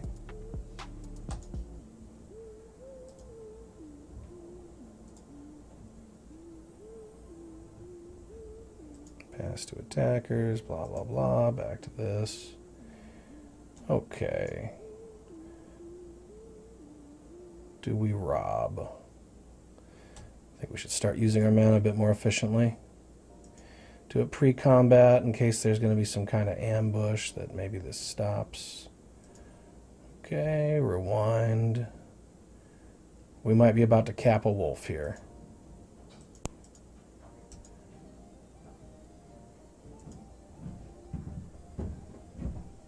How are we looking? So far, so good. They've shut down some of what we're doing, but Kumano's been getting in there. Yeah, this is an ideal spot for Red Cat melee, too. Yeah. We don't really need the land, but we definitely need the tempo, right? Oh, shit. Holy fuck. Okay. They have a really good plan for us, it turns That's out. an excellent plan. That is the best plan for this deck. Damn it. Okay. Frost on. Then they can't gain life. Yeah. That's step 1. Step 1. Holy fuck. Attack anyway, see if they fucking... No, they just block with a 3/3. Well, no, they have to block before they can do the thing, right? Yeah. So they block. Now they can't gain life, and we get to melee the thing. So That's our best hope. yeah, it exiles them, and we're fine with that. Once it's off the board, they have to come up with the next thing. Oh, please block it. Thank you. Now try and gain life. Okay. Yeah, Predictable. all right, fair. Predictable. But, Fair. But now they take 1 from that. All right, get that damage and... Let's just end the turn, you know? What's the rush? I was really just in it for the 1 life, you know? Yeah. Okay, don't do that again. We're out of ways to deal with that. Yeah, we were lucky to have that at all. Okay, Nissa sucks, but... Nissa sucks, but it is somewhat more manageable at least. And let's see, we can... Yeah, whatever. Our life isn't what we're worried about. No. Let's see, can we even deal with Nissa in a turn? No gaining that life, though. That feels good. Environmental sciences ain't what they used to be. So it's probably Anax, because that'll give us the best shot at a good cleave to win. Yeah, probably. And we're just smacking him in the face with a Ferocodon. Put him within cleave range with Anax, basically. Yeah, I agree. We got to go for the dome here. Yeah, Nissa, fighting against Nissa is a battle we can't win at this point. It's a trap. We did enough of that in Standard. We know better. Yeah. Really what we're doing is taking 9, knowing they can't gain life, hoping to top deck a land, and then cleave for the win. That's literally the whole game plan here. And that's how it goes against this kind of a deck. I mean... It's a fine game plan. Yeah.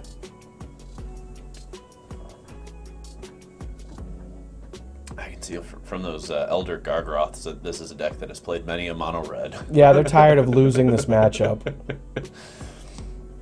They have dedicated significant resources to ensuring that they don't. Fuck. Well, that sucks. Let's see. What do they get is the question, because if they grab... That's... Fuck. I think that should be game. That... If they mascot exhibition here, which they can do. They can do it. Then, they can do it and have mana off. Although, rampaging, they will lose 4 life. 3 life to do it. Yeah? That's interesting. Yeah? I'll give it one more turn on that basis, because I'm curious. Yeah, sometimes red will just surprise you. I wish these Nissaland... Oh, wow, never mind. They win right now. Okay. That was a cooler thing than I thought they were going to do. Good job, Freshlop. Yeah, Exacxies. That was perfect play right there. Hopefully we'll just draw hot and it won't matter in this game. So, what did we learn? I don't think we're facing wolves. No. This is blue-green ramp. But they aren't playing any creatures that we can kill. I want more Ferocidons now. Yeah. They're trying to gain life. We are trying to prevent that. Red cap melee This is probably where to give room for it. Yeah. Chainwhirlers don't do much in this matchup. I think we can cut them all. Just the straight 4 for 4 for the Ferocidons. And that gives us a little bit more room to move with other stuff. What's it gonna be? We gotta be fast. Yes. Let's look at them again. They've got divide by 0 nonsense. Yeah, once they get up the curve, they're winning. So we have to do what we're doing. And we're on the play game 3, which is where I fucking want to be. So how do we curve the hardest on game 3? Probably with that. They cast a spell if no mana was... Just because it's persistent damage and sometimes we can turn off life gain for them. They've got more than a little. They've got Crassus, they've got okay. Gargaroth. I don't see anything else being particularly useful. Okay. I'm in for it. Let's take a look at that and see if it gets there. Keep clocking. Yeah, let's take a look at it and see if it gets there. I want to do the on the play thing where we just dump a really hard Burning-Tree hand that curves into that. Yeah. We will take the play. That'll do. Yeah. We play the Kumano, we hope for our 2-drop and we get going. If we get like a robber off the top, this hand gets amazing. This is one of the best possible matchups for robber. Yeah. No robber. That's awkward. But we're going to keep rolling. Sometimes it's that way. We're going to make them counter everything up the chain so that they don't get to growth spiral. That's really what it comes down to. They have to counter Anax and they have to counter Torbran. And if they do both of those things, they're still not growth spiraling. I think we swing first. Yeah, there's almost no risk. Sometimes you do the Anax first in case they suddenly block, but I don't think that opponent's got a way to do that here. No, and sometimes they just get a little hasty and growth spiral when they shouldn't. I don't think the opponent's going to do that here either. No, I'm guessing we'll get Jwaried. Should be a Jwari, and then there should be another... Okay. Yeah. That feels better than getting Jwaried. Yeah, and they'll probably do it again when we Torbran, but we have to force these things or else they just ramp and win. Right. Torbran pre-combat and see what they have. After that, they start getting into rewind mana, which is where they get to double spell and win. So the red cap melee probably should have come out. Yeah, I forgot about that. Although, it's one of the ways we can possibly kill a... Gargaroth? Right. Right, but game 3 we're just going for tempo, so... True. It probably should have been the Shieldbreaker. Shieldbreaker, maybe Bonecrusher, maybe too. Just because it lets us push, but... Either way, we were forcing them to have double counterspell there, which they did. And now they get to go Gargaroth, which sucks for us. We can kill. And we Annex first. Actually, we go Kumano, Annex, and Red Cap all in the same turn. Yeah, we dump the whole fucking hand. I'm just doing Annex to start and smacking at him.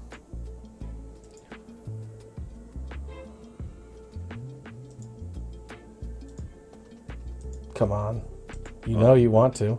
Want to do it again? You know you want to. Yeah, they're letting that through. Okay. Kumano it is.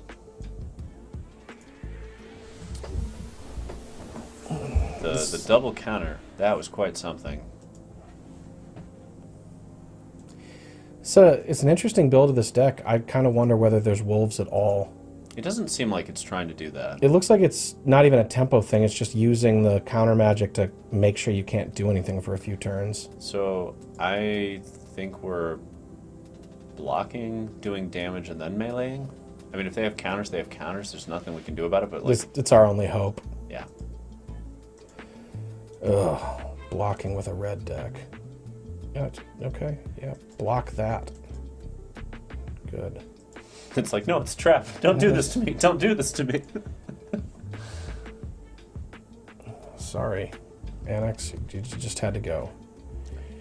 You died for the cause, Anax. You died for the cause. There was Probably died for nothing, but... There's like a mild argument to be made that we just hope for an Embercleave off the top and keep the Anax, but Okay. that wasn't going to make a difference there. All right.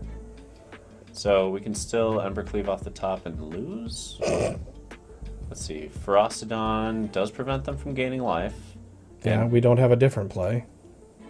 If they have a counter for this, I'm scooping. Yep. Okay. All right. There's still a chance. And pass it is. Attacking is not a thing we can do right now. But they don't have an amazing attack through that Ferocidon being a 4/4, which is nice. Let's see. Yeah, it's pretty much swing with the Gargaroth, make more creatures. Ramping into Gargaroth is a hell of a sideboard plan, and that showed itself both games here. Yeah. This is definitely a Mythic player that is ready to fucking win this match no matter what. Yeah, they know what they're doing here. And I'm not sure there's really even a solution. Gargaroth just beats the shit out of decks like this. Yeah.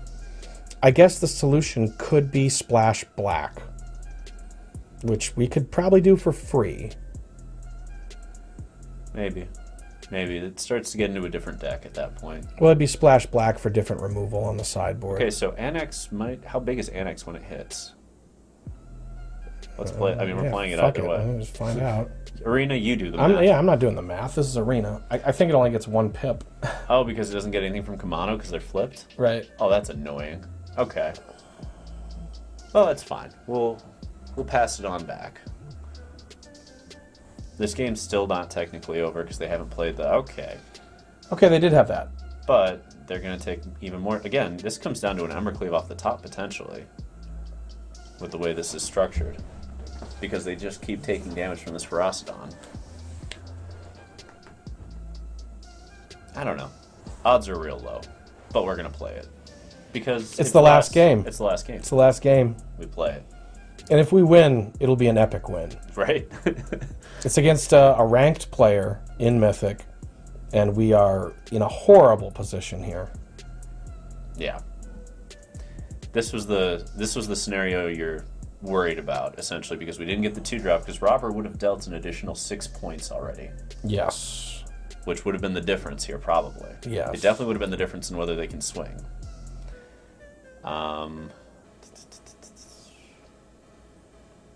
Wow. Okay, so if we block all 3 to Elder Gargaroth, we have a shot at this still? No, because then they win.